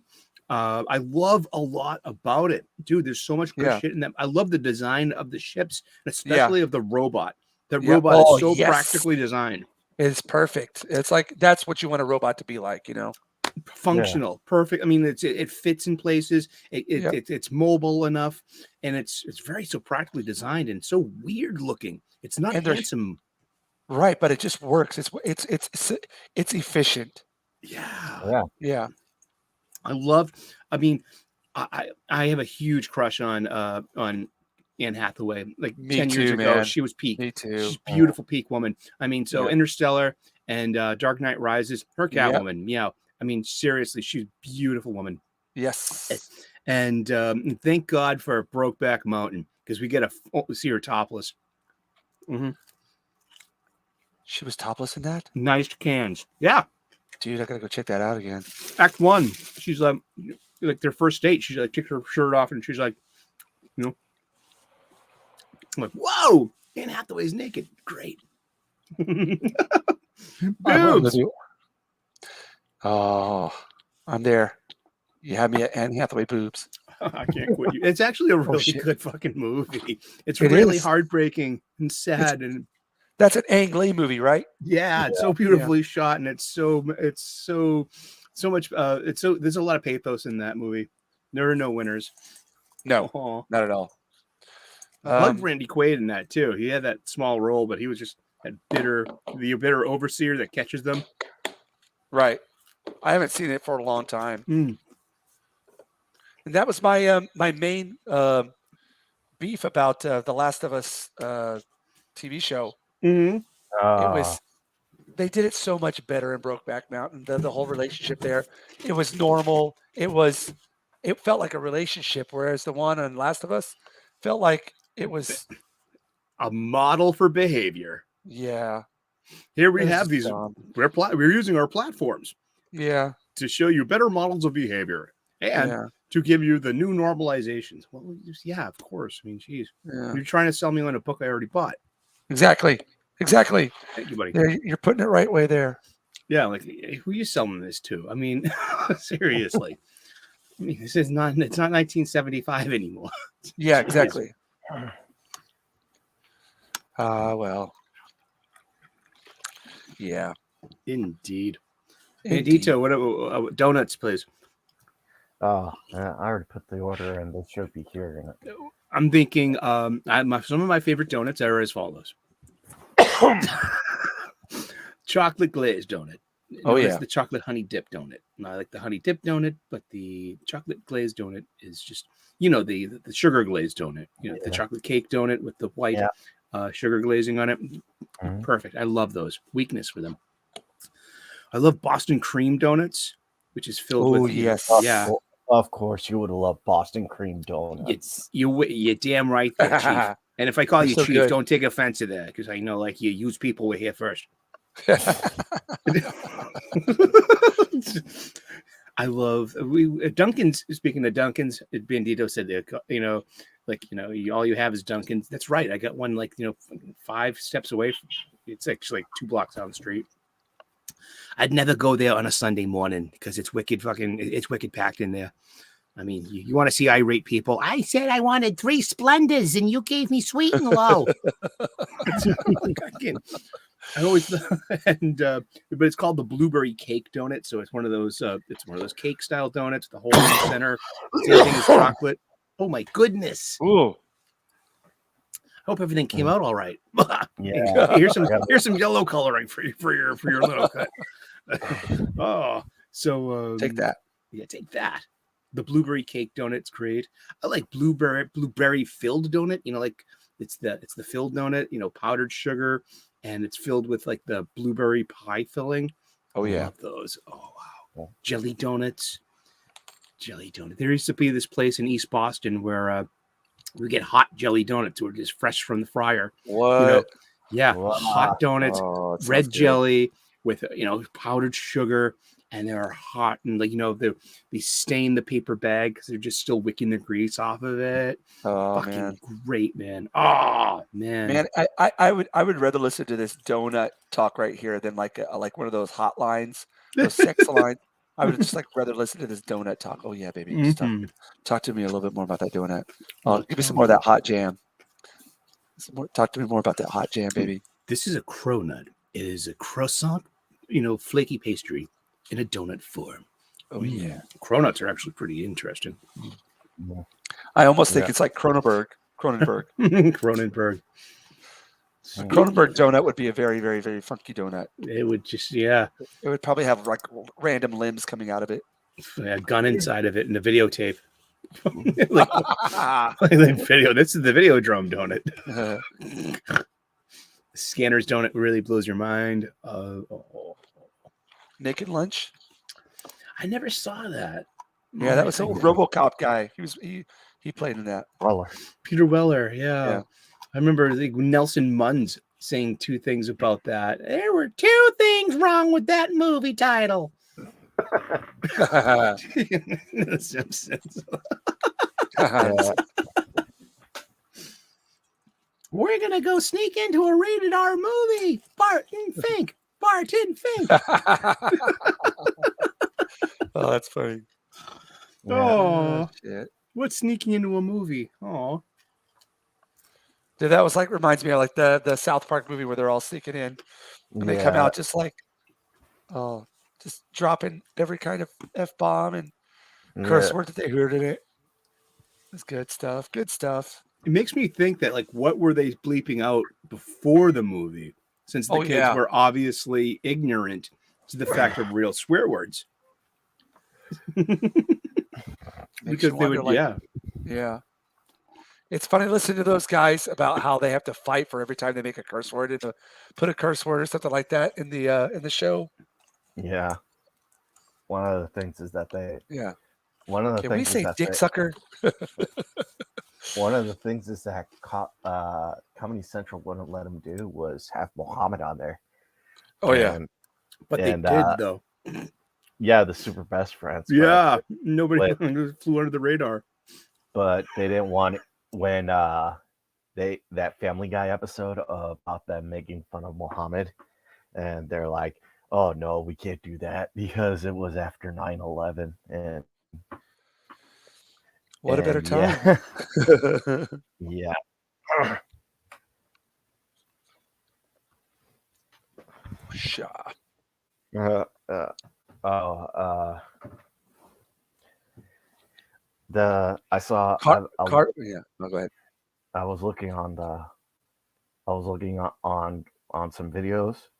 Yeah, the Hogwarts Legacy boycott, it failed. Oh, it helped him, if anything.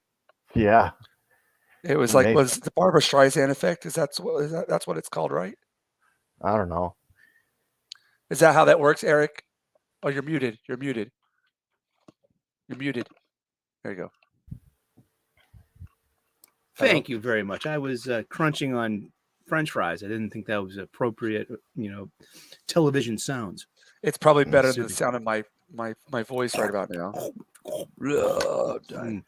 If Let I me speak in a look really this low up. voice, it's okay. This is my DJ voice. Hello there. We're going to look up on Wikipedia the Streisand. Yeah, effect. so it's basically something that The Streisand effect, phenomenon in which an attempt to censor, hide, or otherwise draw attention away from something only serves to attract attention to it. There we go. This is from Britannica.com. I Yeah. had an Encyclopedia Britannica. Yeah. Man, I always loved going through the encyclopedias. And I would always go find the war section where they had all the pictures from like all the famous wars back when, through history. Mhm. That was always fun to look through. And Yeah. it is named after American singer and actress Barbara Streisand, Barbara Streisand. whose No attempt to suppress the California Coastal Records Project, their photograph of her cliff-top residence in Malibu, California, taken to document California coastal erosion, inadvertently drew greater attention to itself in 2003. Hey, we're in the 20th anniversary of the Streisand effect. There we go. Yay. Woohoo! Yeah. Hope there's a variant cover. Thanks. Oh man, The- too good, the- too good.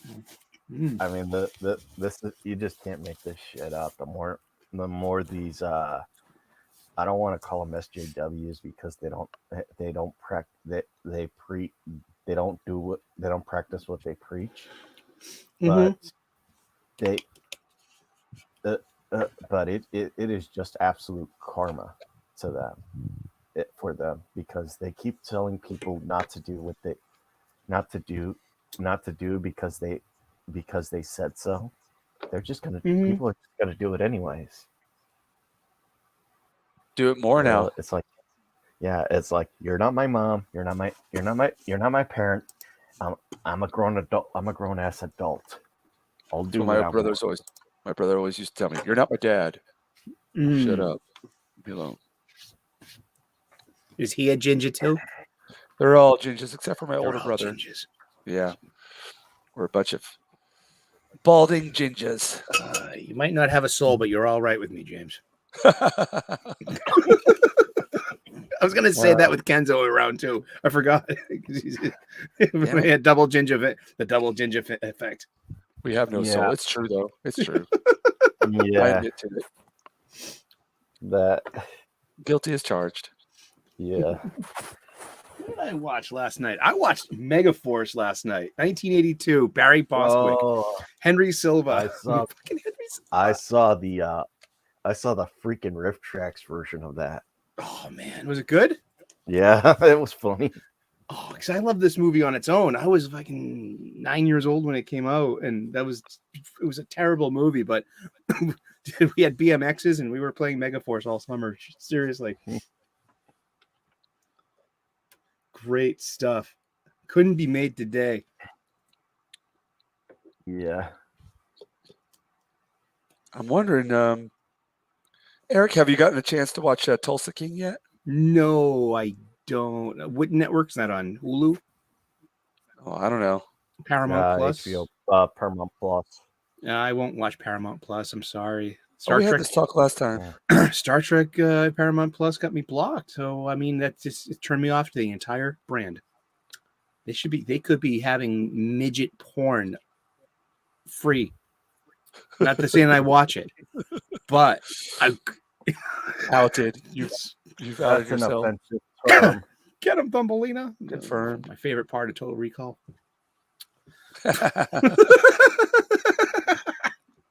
The real Total Recall. Yes, not that other thing, which I never watched. I didn't even bother watching it. Even though I like, what is his name? Colin. How do you pronounce his last name? Colin Farrell. Farrell. Yeah. Ah, T. This isn't the most exciting thing to watch me do. So, Yeah, if you're, it's yeah. okay. It's just like cutting, and then putting ink on and seeing printing, and then doing the whole thing over and over again. But Well, hopefully Yeah. Mackie wakes up soon, why's that? because he'll ju- have art as well. I'm just joking with you. What's that, huh? Yeah, what's that? Huh? Still What? looking free enough for you? Huh? I'm just joking with you. Here we go. Yeah.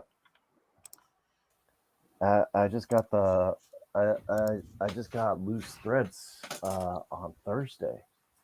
What's Loose Threads? It was a comic book by Mark Polton and Cesar Madara. It's actually the last. I actually got it because it was the last ever cover made by George Lopez. That's right. Yeah, okay. I remember you mentioned this last time, I think. Yeah. I got this because it was no wait, not George. What's this? George Perez. George Perez. Oh, okay.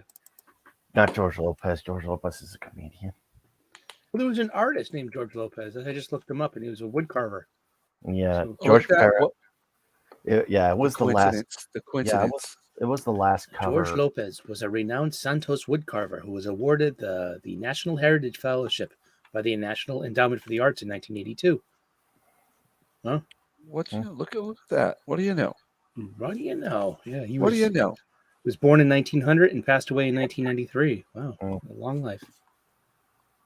Yeah, Indeed. and this is actually the last variant cover that. You gonna show it? No, my room's a mess, and plus the Oh, I'll show it when the sun comes up over here, okay? okay. Because right now it's 6 a.m. and it's dark. It's still dark over here. It's always dark in your room. But Speaking like always dark. I've been on binge watching Always Sunny in Philadelphia. Uh-huh. Oh my god. I made it to season 4. Yeah. There's some funny stuff in there. It's really funny funny stuff in there. Yeah. Yeah. I mean, it's got a longevity for a show. It is urbane and witty and dirty. Yes. And it's the opposite of woke. It doesn't seem Oh, to be. it is. Yeah. Yep. One of the things is that with all the illegal crap that the gang does, I'm surprised they're not doing 25 to life in a supermax.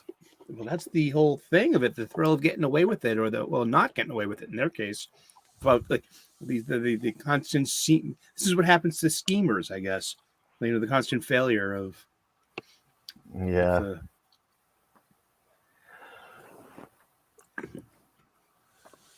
But it is funny.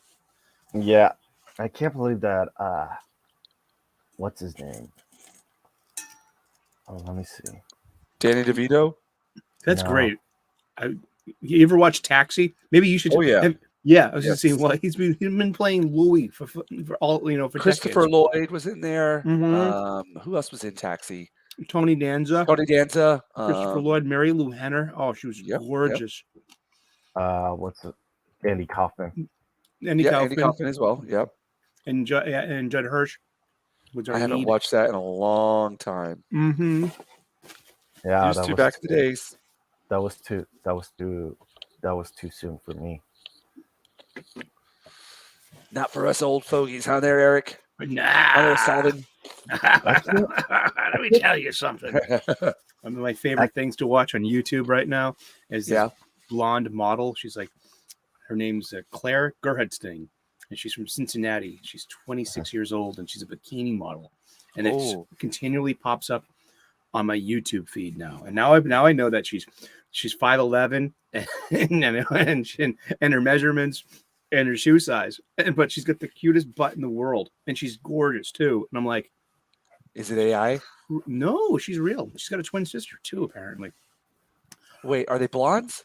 Yeah, I beautiful. think they're AI, man. Really? Yeah, check it out. I think they're AI. Okay. I'm not kidding. They had somebody doing some putting up some tweets about it, like, oh my God, our like the human race, like the human humans are done. Like if this is what's happening now, because it's just like too perfect. Mm-hmm. What were they called again? Let me see. Claire. I saw somebody put up a post about them. I think Claire Gerhardstein. She's a model. How do you spell it? Gerhard. Claire. Yeah, Claire. Claire. That's her first name. Gerhardstein. Yeah, like Gerhard. Gerhard. Okay. Stein. Stein. Wow, she's. Oh no, she's a real person. I'll be right back. Yes. Okay, this isn't her. This isn't her. Okay. This isn't the people I was talking about. No, this is a real person. Mm-hmm. Yeah. I'll be right. She's probably got the cutest butt I've ever seen on it. Oh, sorry. She's got the cutest. I'll be right back. I gotta. Okay. Okay. The door. You gonna get donuts? There. You need to get some donuts. Yeah, get them. Get those donuts. Grab those cakes. Oh yeah. That's a Junkyard It's Dog making me song hungry from the now. wrestling album. It was a Oh, wrestling. Junkyard Dog, dude. I love that guy. Who are some of your favorite wrestlers from back? Roddy in the days? Piper, number one all Yes. time. Yeah, I love Piper's Pit. That was my show. Jimmy Snuka. No, actually, my second all-time favorite wrestler is Ricky the Dragon Steamboat. Yeah. Then comes Snuka. It was Piper, Dragon, Snuka. I like Hulk Hogan a lot. I like Macho Man Randy Savage a lot. Jake the Snake Roberts. He was, he was okay because he was a great heel. Yeah. I liked Mr. Fuji and Mr. Saito as the tag team. They were cool. Road Warriors were okay. The Ultimate Warrior. Ivan the Polish Hammer Polsky. George the Animal Steel. Bob Backlund. Sergeant Slaughter back when he was a wrestler and not a G.I. Joe. Jerry Lawler. Jerry Lawler. And that's, speaking of Andy Kaufman, huh? Yep. But I'm from that rock and wrestling age. Yeah, I gave up on wrestling when Hollywood went Hogan. Hogan went Hollywood. Same here. In the 90s. So I just wasn't into that whole era. What was that called? The Attitude Era? They were the basically they were the WW. Oh no, they were the they were the NWO. Right. Yeah. And they were WCW. That was WCW wrestling, and then they got bought out. Sorry, I'm going to mute myself for 1 second. Mm-hmm. Hey, everybody. I'm eating French fries. I'm glad that you're here to watch us eat French fries and shoot the shit. Thank you so very much. A happy Sunday out there. I hope you're having a great day. I hope you're clobbering your problems and not being clobbered by them. I'm wondering if I should do another print. I've carved out a bunch here. Mm-hmm. I feel like I should, but I think I want to make this Ninja Star more white. Give it some privilege. Yeah. Go for it. What's that? I said, give it some privilege. Yikes. Give Give it some stick. Yikes. Uh, Well, who are some of your favorite wrestlers then? no, you named most of them right there. Okay, Like good. Roddy Piper, Hulk Hogan. I was I a like big, Hogan, huge fan. sure. Yeah, I love JYD. I love Brutus the Barber Beefcake. I liked Randy Poffo, just passed away. I mean, last week. Yeah. He was great. He was leaping Lanu Poffo. He'd be reading freaking this poems from the inside of a frisbee, and then he'd throw the frisbee to the audience. Then he became the professor.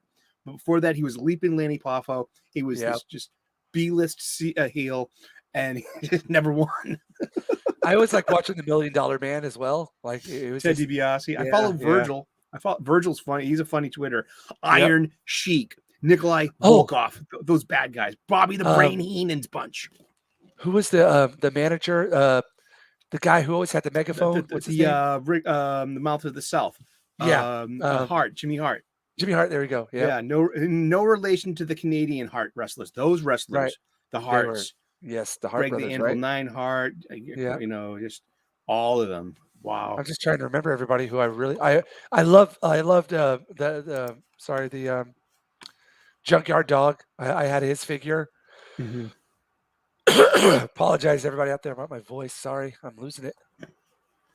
And who else did I really like? I think we went over the ones I liked the most, man.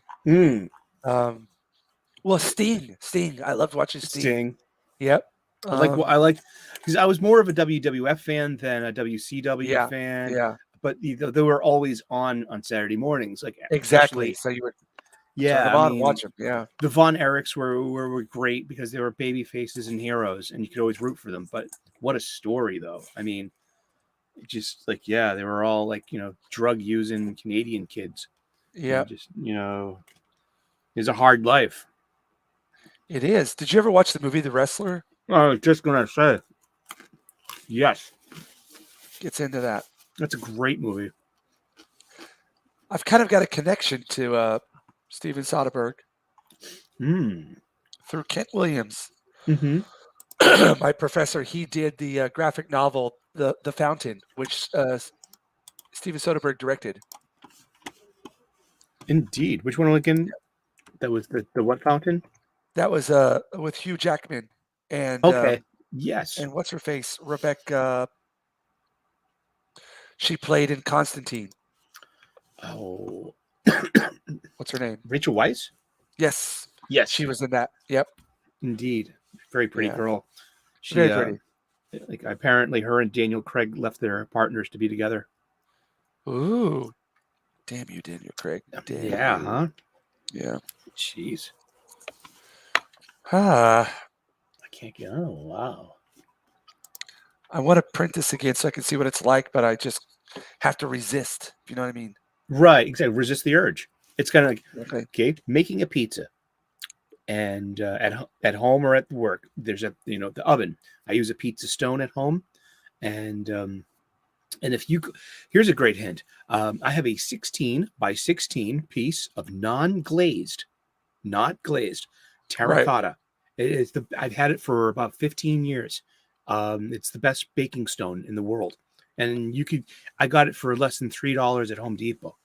Wow. Yeah. And it's big enough to accommodate, pizza kits come with this, usually come with some kind of runty sized pizza stone that you can't get a big pizza, like a 12-inch diameter. So you need room to work, and this is the proper size. So I always get like a nice 10 to 12-inch diameter pizza. But the pizza stone, basically the contact with the dough crisps the bottom and makes it, into real crusty bread. But resist the urge. If you touch it too soon, you're going to misshapen the dough and it's going to pull out, and you might even tear it as well. Resist the urge. Turn on a timer, 6 minutes, walk away. Don't even open the oven. Don't think about touching it. Baby, walk away. If you see me walking by and the tears are in my eye. Oh, look away. Sorry. Look away, not walk away. It's true. Don't worry. You recovered. Really, that was good. Don't look at me. I don't want you to see me this way. Love that song. Nice. I hope Dan Bandito is getting donuts. And not slapped around. It's not just like, and I hope he doesn't wake mommy up. Yeah. Take that. I'm always afraid he's gonna wake mom up and like he's gonna get yelled at. Poor guy. Yeah. Oh no. Well, I mean, geez, he's just. I'm joking. Maybe he's just. I like, feel maybe, like. Go ahead. Sorry, go ahead. Go ahead. You go I ahead. was gonna say we could put a Kickstarter and get Bandito some foam, soundproofing, and That's a good idea. build him a studio. That's what he needs. He needs a he shed, where he can have all like his Warhammer and then have his YouTube studio. Wouldn't that be nice? Dude, that guy needs to do some Warhammer stuff, man. You know what I mean? Some content. Yeah. Yeah. And then while he's doing his Warhammer stuff, he could promote his book as well. Mm, Two birds, one stone. exactly. That's what it's for. Platforming. Am I abusing my platform when I talk about contraband things? No. Contraband ideas. Indeed. Oh wow, that's cool. I've been using shorts to okay, like when you're playing a game and you go AI farming, you know what I mean? Yeah. Yeah. Okay. The same thing I do, I grind for subscribers using my shorts. Right. I strictly use them. I change my approach to shorts. They're all about pimping and getting subscribers. And I can get 1 to 2 subscribers for every food short that I do consistently. really? That's pretty cool but I mean, am I generating public view hours from retaining viewership? Not with those ones, but that's going to help me get to 1,000. But sorry, go ahead. Go ahead. No, you go. Well, they've got a new monetization system where if you get so many views from your shorts, now that's as much as your hours. So yeah, I'll never come to that. Go the short list. Yeah, I mean, I don't think so, unless I got a breakthrough. But who knows? Exactly. Well, food shorts sometimes go viral. Yeah. You get one good one, and then you're set. You get the Grant Gregory effect. Aw. Yeah. Did he ever get his channel back? Did he just like? I know he rebuilt, but he never. I think he did. Yeah, but I don't think he like. He's probably talking about it right now at Pops. Hey, let's EFAP Pops him. is on right now. What's that? Let's EFAP him. No, I'm kidding. I'm just saying. Yeah, I don't even know how to do that. Even if I, let's do it. I don't know how to. I would bring it up, a shared screen, and would share screen, and then we'd be watching it, through the third window. Right.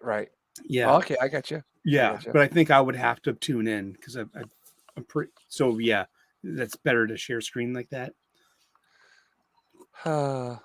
Something like that.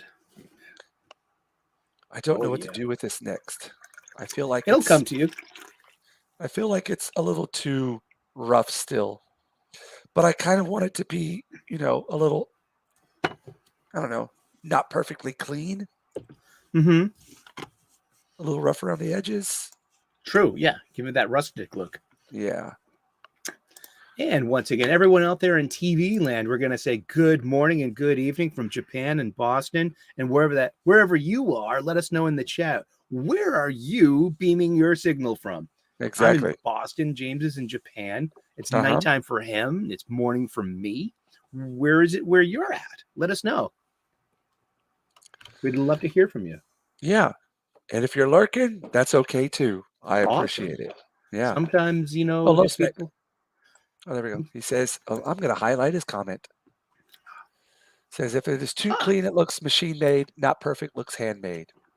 There we go. Good point. Yeah. So it's like it's like with the painting too. Like you have to decide that part where like, okay, I'm putting down the brush. Yes. So this is like, okay, I'm putting down whatever this is. The blade. This is great because we're going to segue this into our first conversation of the day. We're going to talk. No, I'm just kidding. We already had several. But Blade Runner, you just watched the the theatrical cut for the first time. Yeah. So you got the happy ending. You got the narration. Yeah. And for me, and I only figured this out this past year reading the Future Noir making of book. Because of a comment that Ridley Scott said about his redaction of this is changing is when Batty kills Tyrell right before he kills him. Right. He says, like, I want more life, Right. father. He says father now Yes. in the Yes. final cut. And that Right. that was an alternate take that they did back in 81. So Right. that's real, really them, yeah. Right. But the take that they used for before that was fucker. Right. But there's so much venom behind Yeah. behind Rutger Hauer's performance and his delivery of the line. And it's so punk rock, as they say today. And it's Right. so defiant in a way, Yes. too. So, Well, he has that punk rock look to him as well. You know what I mean? A Billy Idol kind of look. yeah, but I want Yeah. more life, fucker. He says that to his father. But like, yeah, so he changed it. But Ridley Scott said that, like, after all these years, I feel that's more appropriate, and that's where I'm coming from now. But this whole thing of like finality in art, when Yeah. you walk Yes. away from it, like you walked away from this completed piece 30 years ago, and now I think that's a huge adjustment. That's so subtle Yeah. that I don't think Batty would appeal to his father. I think Batty will finds empathy through defiance, for what I Uh-huh. mean, in a way. That defiance of, like, just there was so much raw emotion in there. But Right. Right. you got So what did you think of the happy ending? What did you think Uh, of the narration? I thought the narration was completely fine. Mm. What I like it both ways, but to be honest, I'm going to be honest. Mhm. I appreciate not having the narration Mhm. because it allows me to interpret things. Because what he was saying in his narration was pretty much what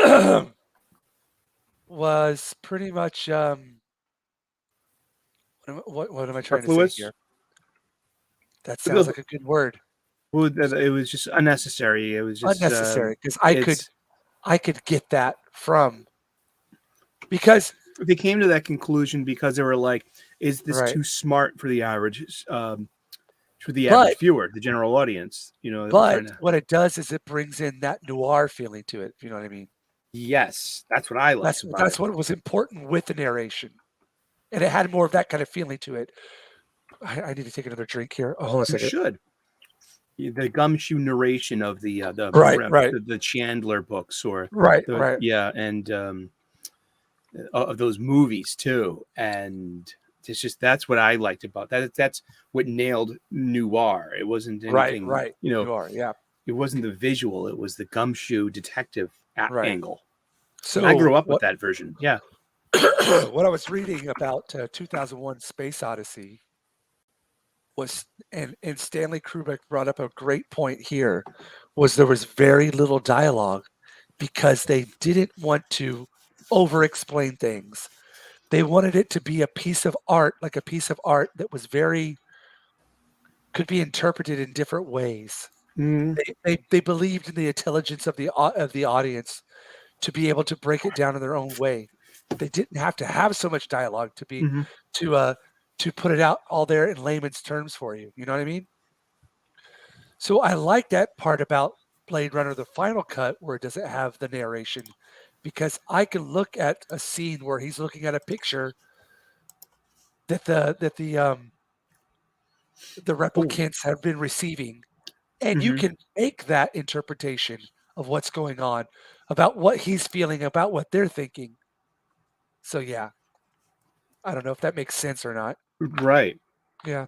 And what about the lack of the unicorn dream? The Oh waking yeah. dream. It was a Yeah. waking dream. Yeah. That was put. He shot that, and it took him Right. forever to find that footage too. But he did It was shoot from that. Legend. Apparently, Well, maybe probably, no. I mean, like, there is a story behind there. It's not too clear. You know what I mean? Yeah.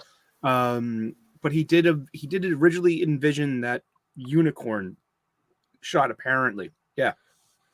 Whenever But I saw that, it made me wonder, is he thinking that, because in the book it kind of goes through this as well. mhm. He's really battling with the idea that he might be one himself. Mm. So maybe that's what this dream is referring to. Like, I'm having this funky dream. Am I a replicant myself? Mm. Maybe he's like daydreaming about it, and that is himself daydreaming about himself possibly being a replicant.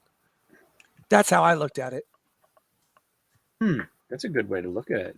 Hey, I like maybe I'm that. completely talking bullshit, but it's just one way I looked at it. But to be honest, I kind of forget about that scene. I don't think it's all too. Whenever I saw the theatrical version, I was like completely forgot about it, and yeah, I don't know. I guess it wasn't too important to me and and the way I interpreted the movie. So hmm that's one thing. I wish I could talk more. I'm just really That's struggling okay. here. Oh, that's Yeah. okay. You can, Yeah. What about you? Which ones did you prefer? Oh, hey, Bandito is back. Bandito has Yeah, returned. yeah, yes. Yes. With his Uh, yeah. Speaking about Did you? Blade Runner, they actually released the the digitally enhanced edition of the Blade Runner video game last oh year. really? Yeah. It's old school point and click adventure game, kind of like Myst. I'm not really a gamer. I have gamed. I will. I don't know. Yeah, I mean, just I'd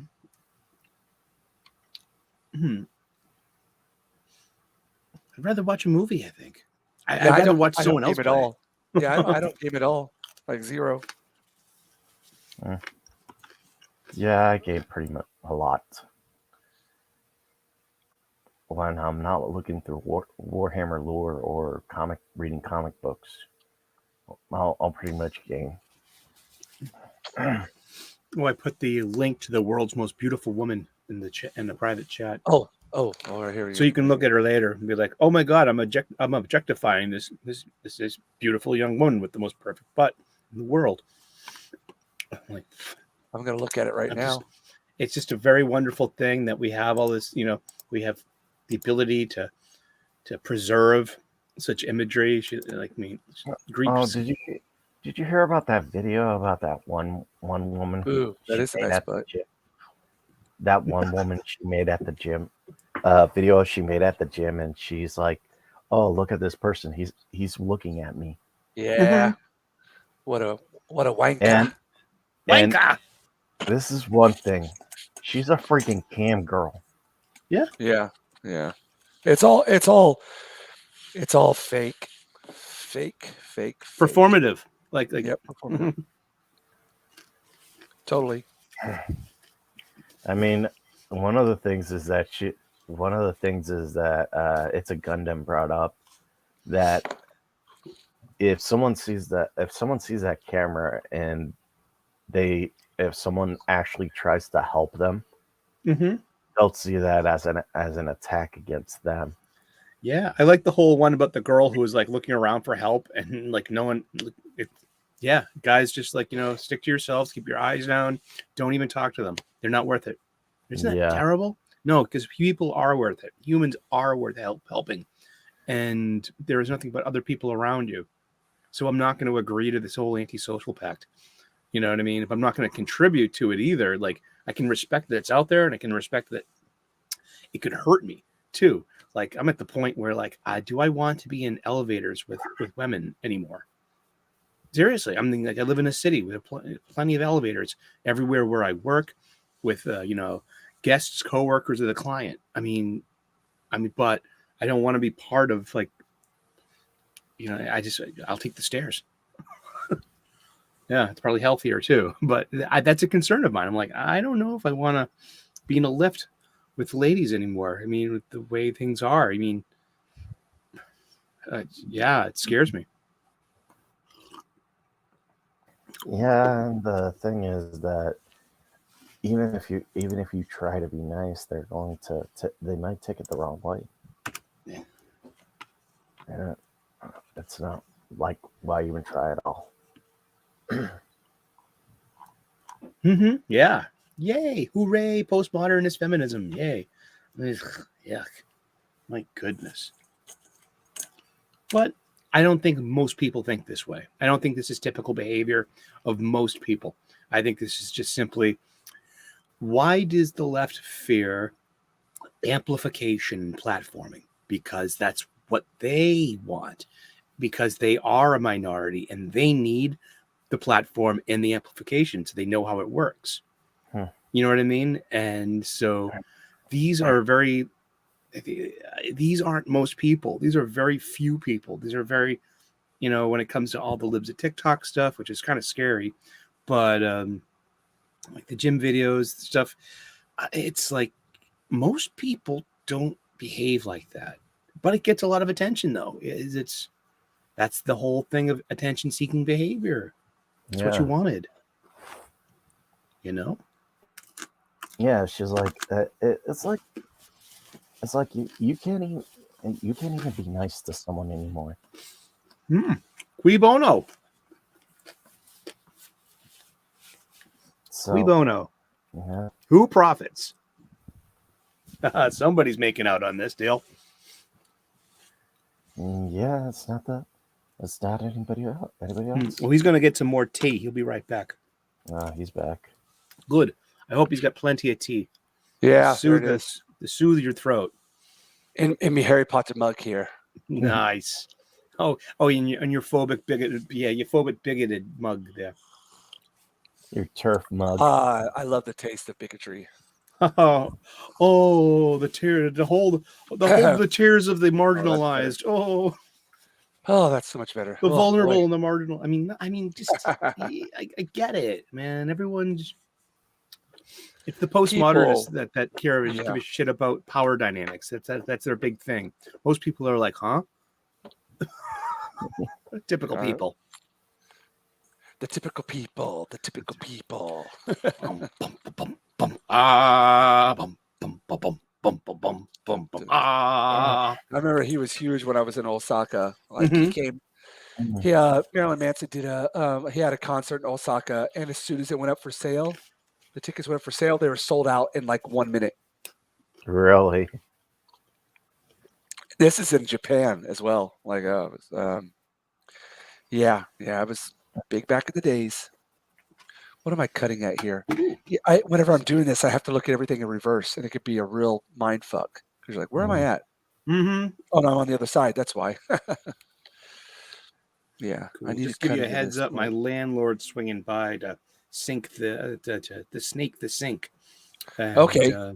Just to let you know, like, so I might have to probably dip out here or there, just to give you the heads. Got you too. And I probably won't be able to do like a really late one tonight. Right, your voice is my voice is gone. Yeah.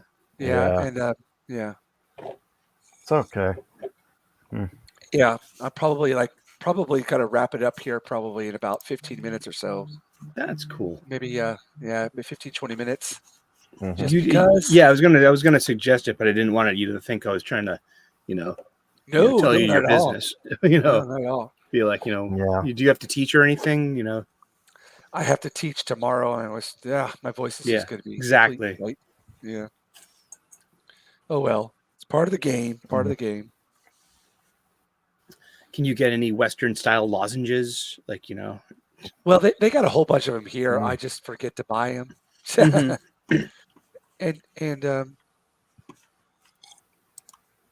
I was like, I was going to try to give my voice a rest, but I ended up being on Waukes's show twice, and then I was on Sir Talks a Lot, and now I'm doing this. I'm like, oh my God, what am I thinking? I'm doing the opposite of what I was trying to do. I used to listen to Sir Talks a Lot when he was talking about comic books, but after when Trump lost the election, he started the series yelling at parked cars, and I'm like, I don't want to listen to this. I don't want to listen to politics. I listen to you to get away from politics. I mean, I would do that. The same thing. I used to listen to this guy called Count Jacula, who used to review bad horror movies. Yeah. And after Trump won, he started veering into more political videos, and I'm like, yay! I don't want to watch. I don't want to watch this. I don't want to watch this. I I don't subscribe to you to watch content like this, and I am subscribed to him. Also, unsubscribe to Comics Division because I hate politics. Mm-hmm. Well, to be honest, Comics Division has separated his show into two of them. Monday night, the Tuesday night one is more politics related, and then the Thursday night one is for like artists and entertainment and everything like that. Mm. And that's the ones I've been on. We don't really talk about politics at all on the Thursday night throwdown. So yeah, if you wanted to check that out, give Yeah, it a chance. If you want to. I liked Comics Division. He was one of the first FNTers Yeah. to follow me on Twitter. Yeah, he's a good guy. He's a good guy. Yeah. He bought one of my art pieces as well. Nice. really. And he did a lot to sorry, I'm gonna do this again.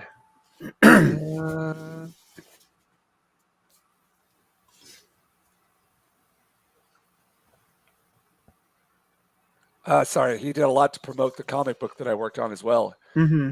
Had me on his show a couple of times. Really good guy. Yeah. But I can understand where you're coming from though, Bandito. Yeah, I mean, Yeah. I get enough of that from my dad listening to political shows on Yeah. YouTube from Mexico. Yeah. And I'm like, okay, I'd rather listen to the local news than listen to political I don't news. listen to the because- local news anymore either. I don't listen to any news at all. I follow like what I have Because- literally a friend of mine who's also a friend of. I worked with her 30 years ago in my first restaurant gig when she was putting herself through broadcast school and got her Yeah. first jobs. Now she is like the local news anchor. And Oh, really? Yeah, and at my aunt's death, I ran into her and she was like, oh wow, like yeah, I'm Michael, like, my cousin Michael's one of their best friends. Like, you know what I mean? Their families, like their Right. kids have grown up together. And like her name's Maria Stefanos. She's WCVB Channel 5 news anchor she has been for over a decade now. And I follow her on Twitter. So if something happens, I know that Maria is going to tweet about it and cover it Right, at right. any time. I used to follow Caddy K of the BBC, and I used to follow Dan Rather, but both yes. of them Yeah. got so biased. Yes. I mean, I went to them because of their old school professionality, their Right. golden age TV presenters and journalists, Right. and I respect the hell out of them. But they started Yeah, getting, I mean, Dan Rather is just like, well, he's an old dude now too, but he's got a great perspective. Yet, and I know that he's trying Yeah. to use his platform to be a good guy, but I mean, Just get on there, talk about the news, and then get off. yeah, but so I had to, unfollow them on Twitter both because I was like, but I was getting my news literally. If something newsworthy would happen, I would basically hear it through them, Right. on Twitter. Yeah. Shit, I used to listen to NPR every day. I was a news junkie. I would watch NBC Meet the Press on Right. Sunday mornings. Don't bother me. I'm watching Meet the Press, and I grew up reading the newspaper. We had two newspapers, the Boston Globe, which was the nice, smart people's newspaper. Then we had Yep. the Boston Herald, which was the tabloid style newspaper. You can Right, think right. New York Times versus New York Post. It's pretty much the same diff. So I grew up reading the Boston Globe op-ed, you know what I mean, page every day. I mean, the funny pages, the sports page, the op-ed, those were, the three places I'd hit first in a newspaper, in a daily newspaper back in Right. the 20th century. But I used to, have like a huge political acumen. I mean, I just, especially in Boston, known for its politics, blah, blah, blah. But the older I get, the less I give a shit about politics. Yep. And it's not, I mean, all I can see now are performative people wanting to keep their jobs. That's all they are, man. Just performative people. And it's just like, Yeah. I think I respect the hell out of AOC. She's a trained God. actress, Yeah, in a way. dude. But She is hey, like- but she's completely hireable and good role for those people and what they do and how they see and what they want acted on. yeah. But it's like, and you got to think that politics has always kind of been performative, It always has and always will. Yeah. Be. Yeah. I mean, Yeah. we think of like I remember the whole thing of Charles Sumner in U.S. Congress, and it was right before the Civil War, and this is remember from history, and he was bludgeoned by Calhoun of South Carolina, and in an act of violence, Calhoun came over and brained him with his walking stick, I and think we Charles could Sumner. use. Yeah. But Go for it, Charles Sergeant. Sumner, barely survived that, and he came back to Congress, and but he was like, that was wow, like that. There was a literal violence in this, in Congress.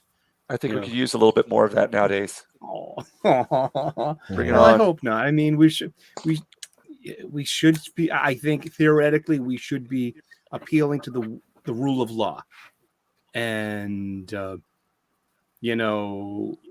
am the law. it's weird. I mean, Batman is like one of our heroes, but I mean, what's the better Batman? The martial artist or the detective, the scientist, the engineer? Mm, You know what I mean? Like, right. to solve problems. How would you teach our children how to solve problems? Should we be fighting? There was a time and a place. Yes. And you can be prepared. Yes. But we can't beat our way out of all of our problems. And sometimes we have to, though. What's going on here? I think. Thank you. Namaste. This has been my Sunday sermon. Thank you very much. Now over to you, Philip. Thank you, Terrence. You fucked your father last week. Ah! You uncle fucker. What a good show. Yeah. The You cough is fucked your splitting. uncle last night there, Philip. Yeah.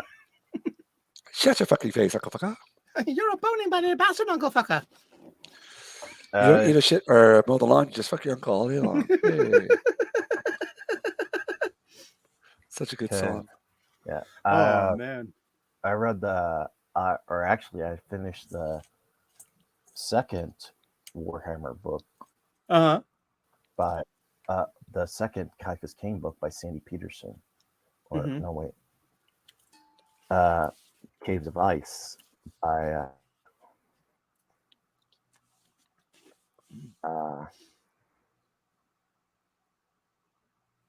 Alex Stewart. And this is actually if Warhammer, if they were to create like a series, they could like use the Caiaphas King books as like kind of like a way like a roadmap, because in this one, in the first book, he dealt with the Tyranid gene stealer cult, and he dealt with the Tau aliens. And in the second book, he dealt with the orcs, my green boys, and the Necrons, which are these undead robotic sentient beings, kind of like Terminator on steroids. And this in each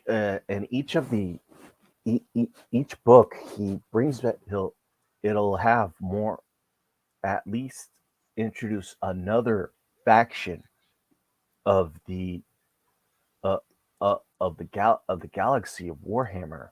And this is like, for someone who's a noob at Warhammer, they can read the Caiaphas King books, the Eisenhorn books, or the books of Gaunt's Ghost, and they'll be able to understand a lot more of what's going on in the galaxy.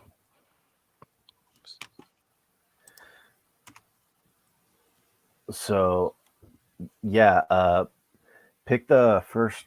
I'm suggesting for my Warhammer recommendation this week. I'm suggesting Caiaphas King for the Emperor, and the second book, Caiaphas King, Caves of Ice. That's my recommendation this week. Very cool. Very cool.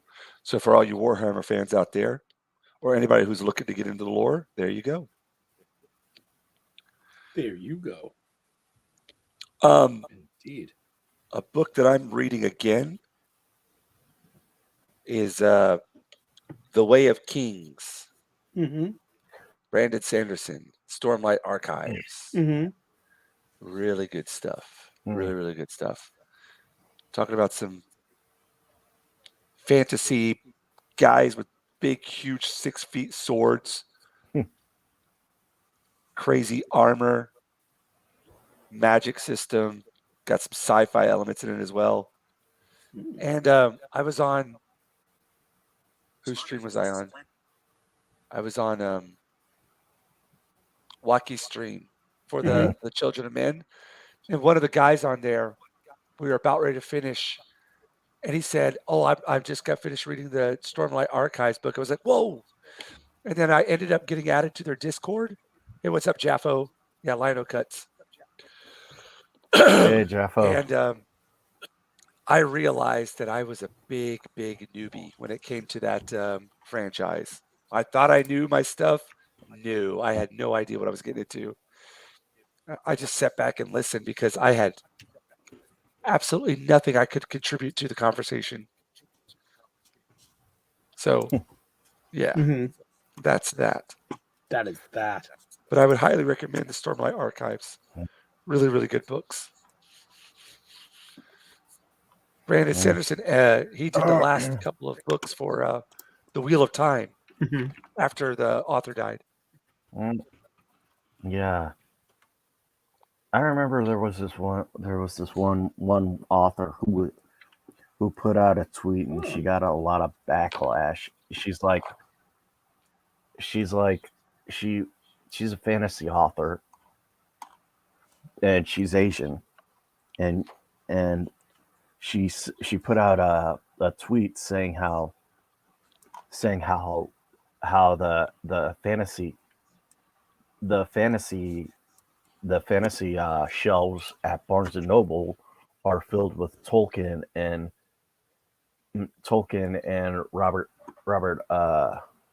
what's his name, the guy who did the Wheel of Time. Robert Stevenson, was it? Is that who it was? No, I don't think so. Robert, who was it?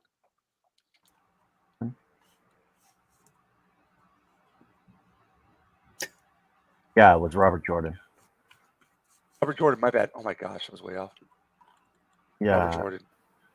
Well, she said that she put out a tweet saying how the fantasy shelves are filled with dead white men, and yet Yes. there's no room for diversity authors. Bullshit. There is. Yeah, And BS. I do not accept that that's term. the amplification of marginalized voices. They're just being amplified. Yeah. I mean, it's plenty of that. You know what? Yeah. Let's flip the narrative. Remember, let's embrace Hamilton, the diverse, representative, inclusive, great fucking musical. I saw it in Chicago in 2017. I loved Hamilton. All right, but the whole thing is at the end of it, the antagonist, Aaron Burr, figures out that the world was wide enough for me and Hamilton. It wasn't that the world was constrictive. No, the world is wide enough for all of us. And so are the bookshelves. And I know it's how is proportionality fair? I mean, when it comes to something like census, I mean, if there's I mean, unless you want to just disproportionately, I don't know, if there was something that's census based, I find that to be a standard. That at least it's a standard based on math, based on population, and based on on culture groups, because science rejects the notion of race. There's only one race, the human race. After that comes local, geographic, local things that have effect on our physiology, such as our skin tone, our eye shape, our the way we make sounds and noises because of the way we've been talking. I mean, I don't know. We don't have to agree to it. We don't have to buy that. We can agree that it's problematic. Everything's problematic.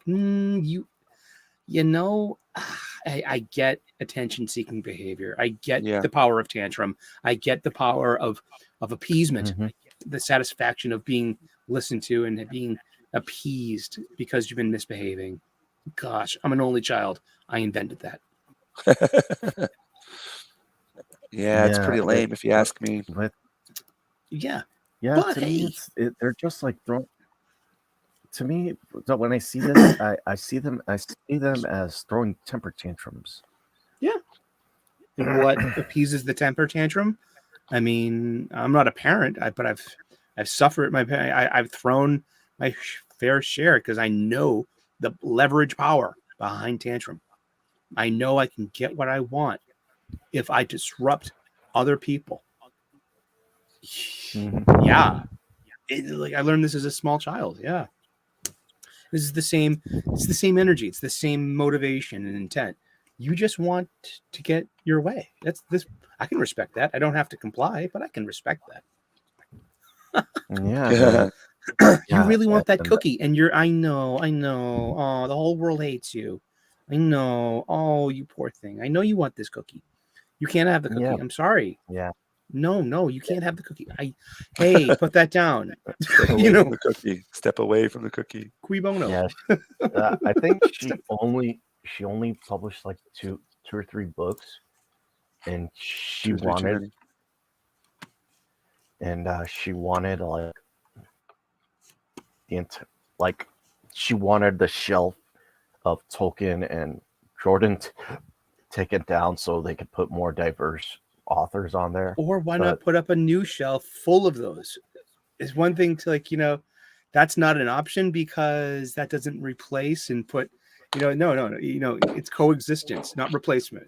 Yeah, but or I know that I get it. Thing. This is the thing. When you write a book or you write a story, they're not looking at your skin. They're reading the story. I mean, the guy who wrote the Three Musketeers, he was black. Alexandre Dumas. Yeah. Yes, he was black.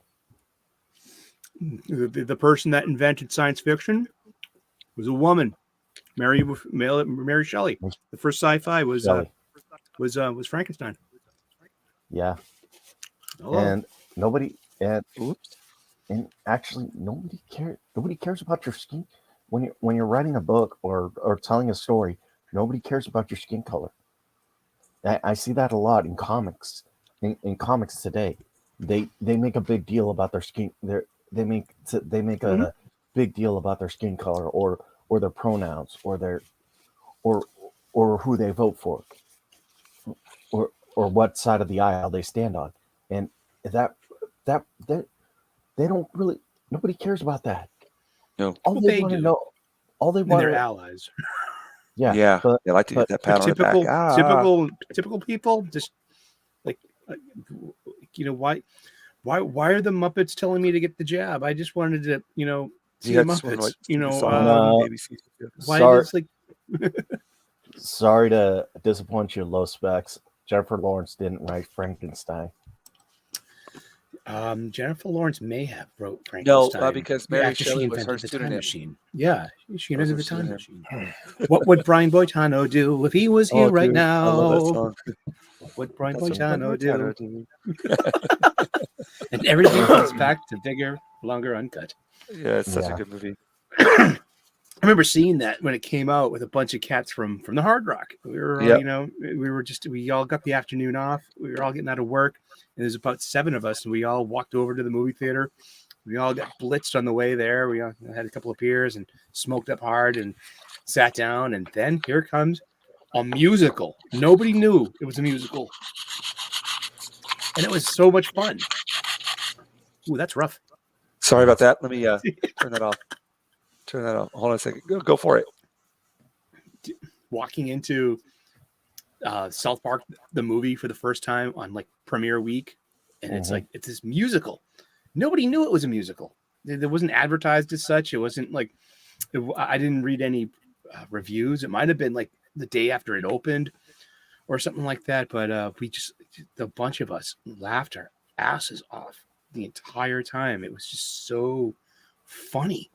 And it was so well done too, because I mean, I have an appreciation for musicals. I like musicals. Yeah, I mean, Annie, Seven Brides for Seven Brothers, Chicago. I love Seven Brides for Seven Brothers. Yes, my good Thea, shit. my Thea actually got me watched it. Made us watch that, and also My Fair Lady, Sound of Music, and Don Quixote. Sound My of Music. name is Don Quixote, the Lord of La Mancha. Wherever destiny I go, and the wild winds of fortune shall carry. I had what's her name? Yeah, The you know, Italian beauty, Sophia Loren. She was in that.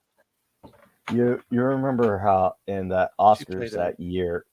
You remember in the Oscars that year? Robin Williams actually sang "Blame Canada." yes, Man of La Mancha. It was made into a movie. Is Brandon Starring- Sanderson the guy that's fighting with Ethan Van Sciver? Who? Brandon Sanderson? Does he call people child in interviews? No, Brandon Sanderson is the most like he never gets into any kind of controversy whatsoever. Okay. No, Who's the guy? the that author Ethan he would Van not Sciver's interact. He wouldn't interact with Ethan Van Sciver. He doesn't get onto Twitter or anything like that. Okay. I looked him Shad up. Persky actually worked with him Uh-huh. to give him Don Quixote musical movie. Peter O'Toole, Sophia Loren. Love those guys. Gal, Sophia Loren. She played Dulcinea. Mhm. A great song. Yeah.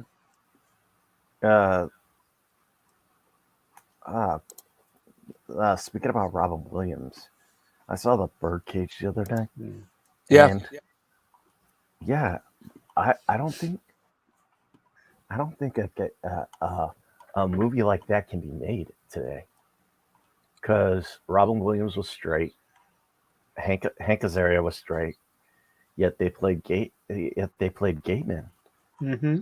and Well, now they can. The Last of Us. It's fine Yeah. now. Is Nick Offerman gay? Yeah, I mean, I don't think seriously, isn't there a problem? Shouldn't No, I maybe think yeah. that's over with, hopefully. yeah, I'm not that I didn't see The Last of Us.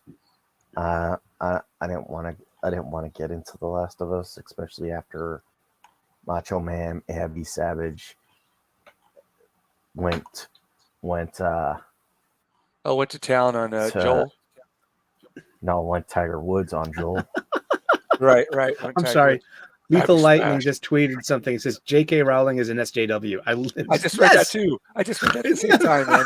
Fucking like yes. Yeah. And yeah, she's like Galadriel of them. Yeah. Awesome power and fury, whatever that line was. I would be a goddess. She is. She's kind of hot. Well, that's the one thing that Like an older lady. I am old. speaking about she's beautiful. Yeah. All that money. speaking about Yeah.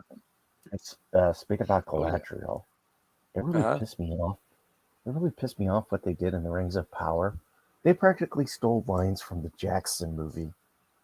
Yeah. And that just some guy went over it. He's like, Mhm. when Galadriel said those lines, she knew it was so she knew it was when she said that she passed the test because she knew that she couldn't handle the ring. She was so consumed with power, getting power and getting land. She wanted to be Galadriel. She wanted to be Galadriel and have a kingdom of her own. Mhm. But it was her desire were amplified by the ring, and she said she passed the test. She knew she would be tainted by the ring, and this is why she said that she would leave Middle Earth and go back west to Frodo, and that they just and Cade and Payne and McCade just completely screwed it up. Those two chuckle fucks. Chuckle Yeah, fucks? it's a lot of. I like that. That. Chuckle fuck. I like that. Yeah, it's just a bunch of nonsense, man. Like it's it takes effort. It takes intelligence. It takes dedication to make something good. Good looks All they too. wanted to do, well, that's what you're all about there, Eric. Okay. All they wanted to do was slap their name on a label and on something that was already loved by the masses and think that that's going to make ours good too. But wrong. I don't know. I can't wait till we get out of this timeline of this bull crap. Yeah. But things like Tulsa King gives me hope. Cool. Things like, The fact that they're going to cancel The Witcher after 5 seasons gives me hope. They're going to yeah. After Henry Cavill leaves, they're going to try to Amazon or net. There's rumors that Netflix might be seeing the writing on the wall, and after because they're going to record season 4 and 5 back to back, and after I got this from Dark Titan Enterprises, but from Vera Dark, and after those 2 seasons are recorded, they might just pull the plug on it because that's probably a good idea. They just lost the fans. Yeah, sure. They weren't in it for the fans anyway. No. So and plus, you have a better chance of getting your way with Warhammer. Oh. Yeah. The What? nothing. Just nothing. Just reacting. He thinks that yeah, the thing I have hope for with Warhammer is because Henry Cavill is very passionate with the lore, right? The franchise, and he's going to bring in a team that is just as passionate as he is. Yeah, I mean, hopefully something like Picard season 3, the production team, Terry Matalas brought in his writing crew from the 12 Monkeys TV show, which I heard was fucking amazing. It's really good. Yeah, I heard. I'll catch up on that because I love the movie. I love Gilliam's movie. The movie's fucking great. Brad Pitt, he should have got an Oscar nom for that. That was amazing. And it had Madeline Stowe in it, who I love. I love Madeline Stowe, man. You ever see Revenge? Tony Scott's Revenge with Kevin Costner, Madeline Stowe, and Anthony Quinn.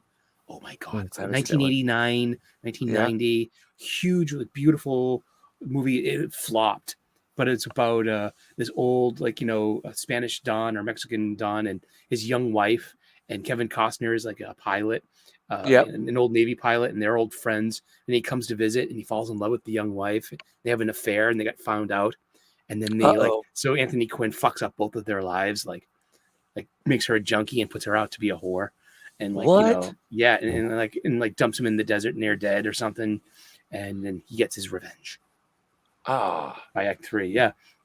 Let me look that up. I remember there was a movie with Ray Liotta where he was the bad cop, and Madeline Stowe was in there, and I can't remember who the actor was that she was with, but she ended up 1990. There we go. Yeah.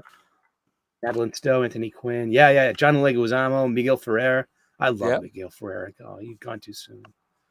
A retired U.S. Navy pilot comes to Mexico, where he falls in love with the wife of a powerful businessman. The consequences will be cruel and unforeseen. This is 1990's Revenge. By Tony Scott. Tony Scott, who did Days of Thunder. He did Top Gun. Yep. Yeah, it was that same kind of Top Gun kind of feel to it. So he had just done Top Gun with the 14s, like 3 years before this.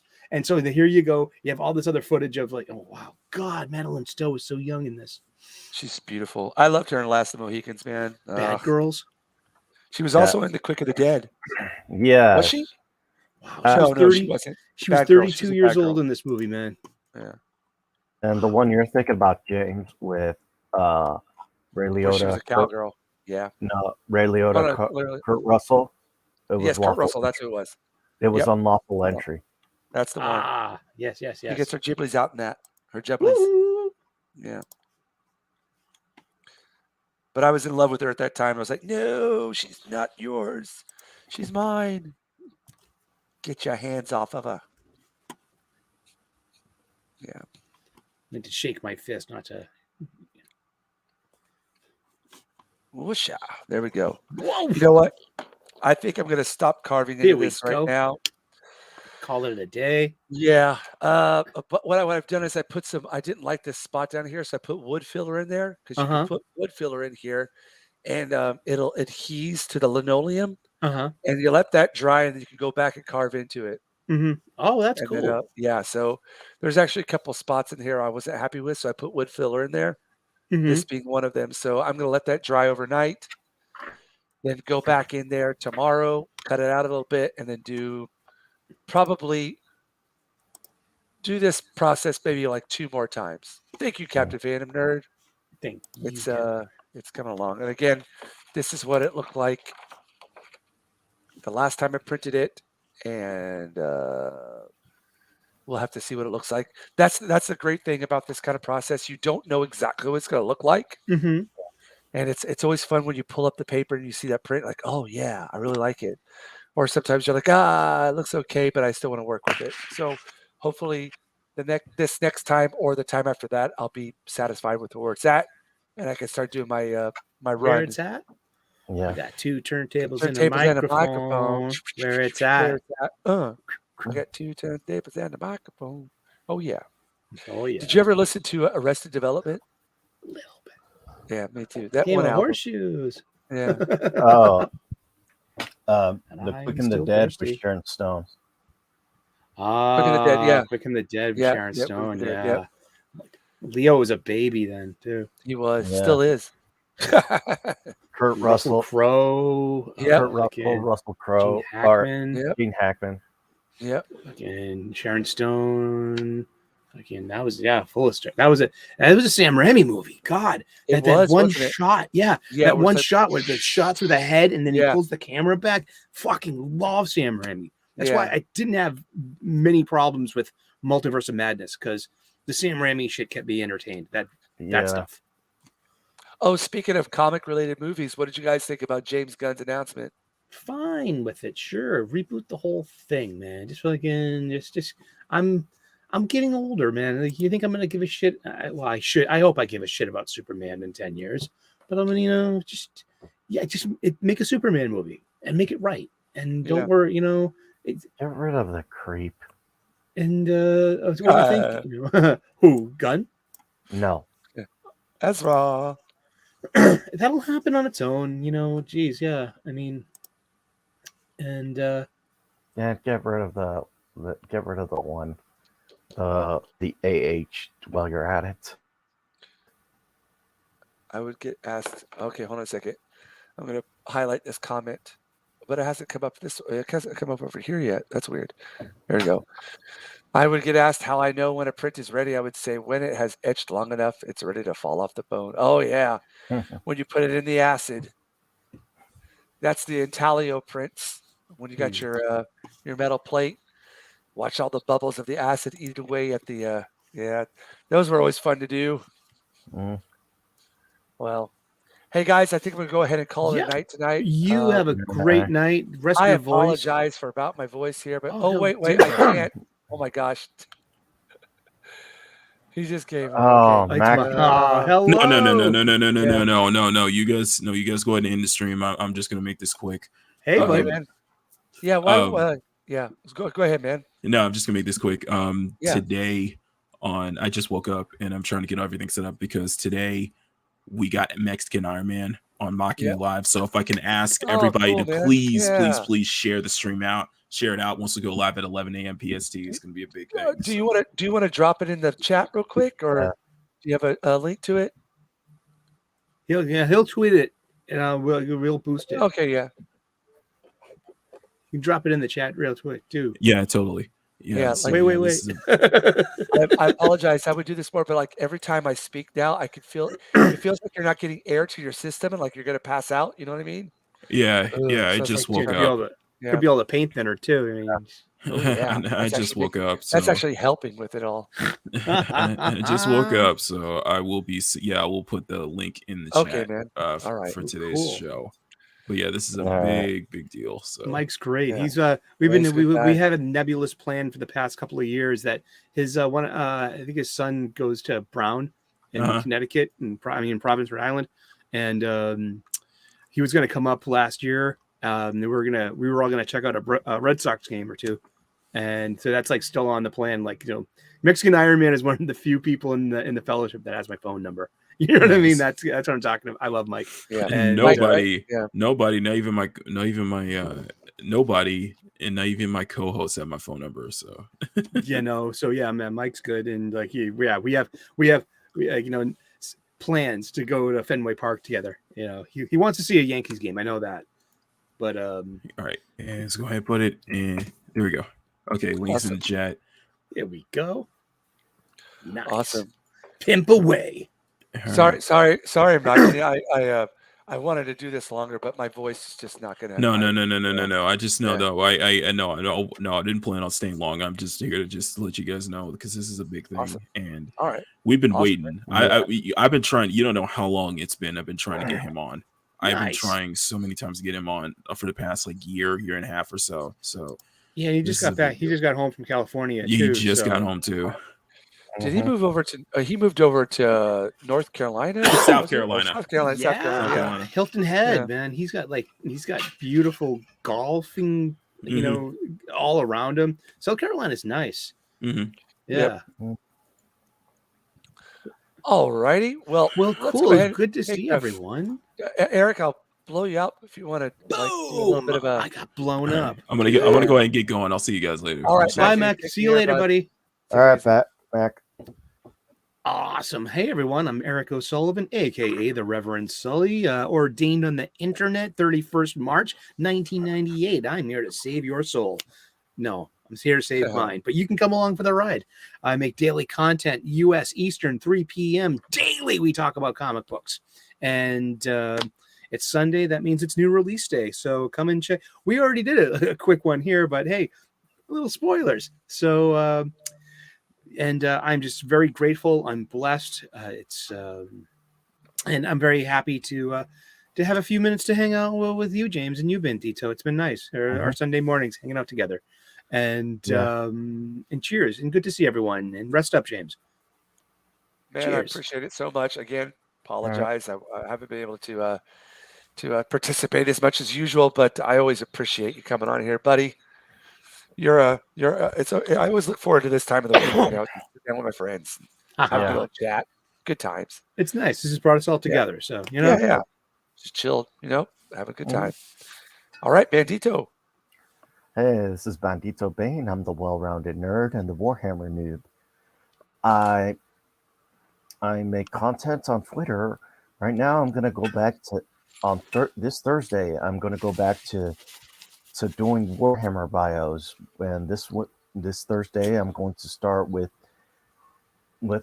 Arifis, the Hand of Destiny, and so you could catch that Twitter of the bio of Arifis on Thursday, and it is going. I am going. You could get it on Bandito Bane at on Twitter on my handle, or you can even go if you want to talk Warhammer, you want to talk comic books, you want to talk anything. Look at my my Facebook at Bandito Bane, and you can even go at me at my email at bombermanefx@gmail.com. All right, and Awesome. stay safe for the Empire. yay! Very good. Very good. Hey, Well, I just cool want to say deals. hello to Phil TMNT there. Sorry that we're wrapping things up here. You just came out. I apologize, but all righty. So yeah, Here I am. Can't say much because the voice is pretty much gone, but thank you all for coming by tonight. This is the Linocut that I was working on. I'm going to do another print of it tomorrow.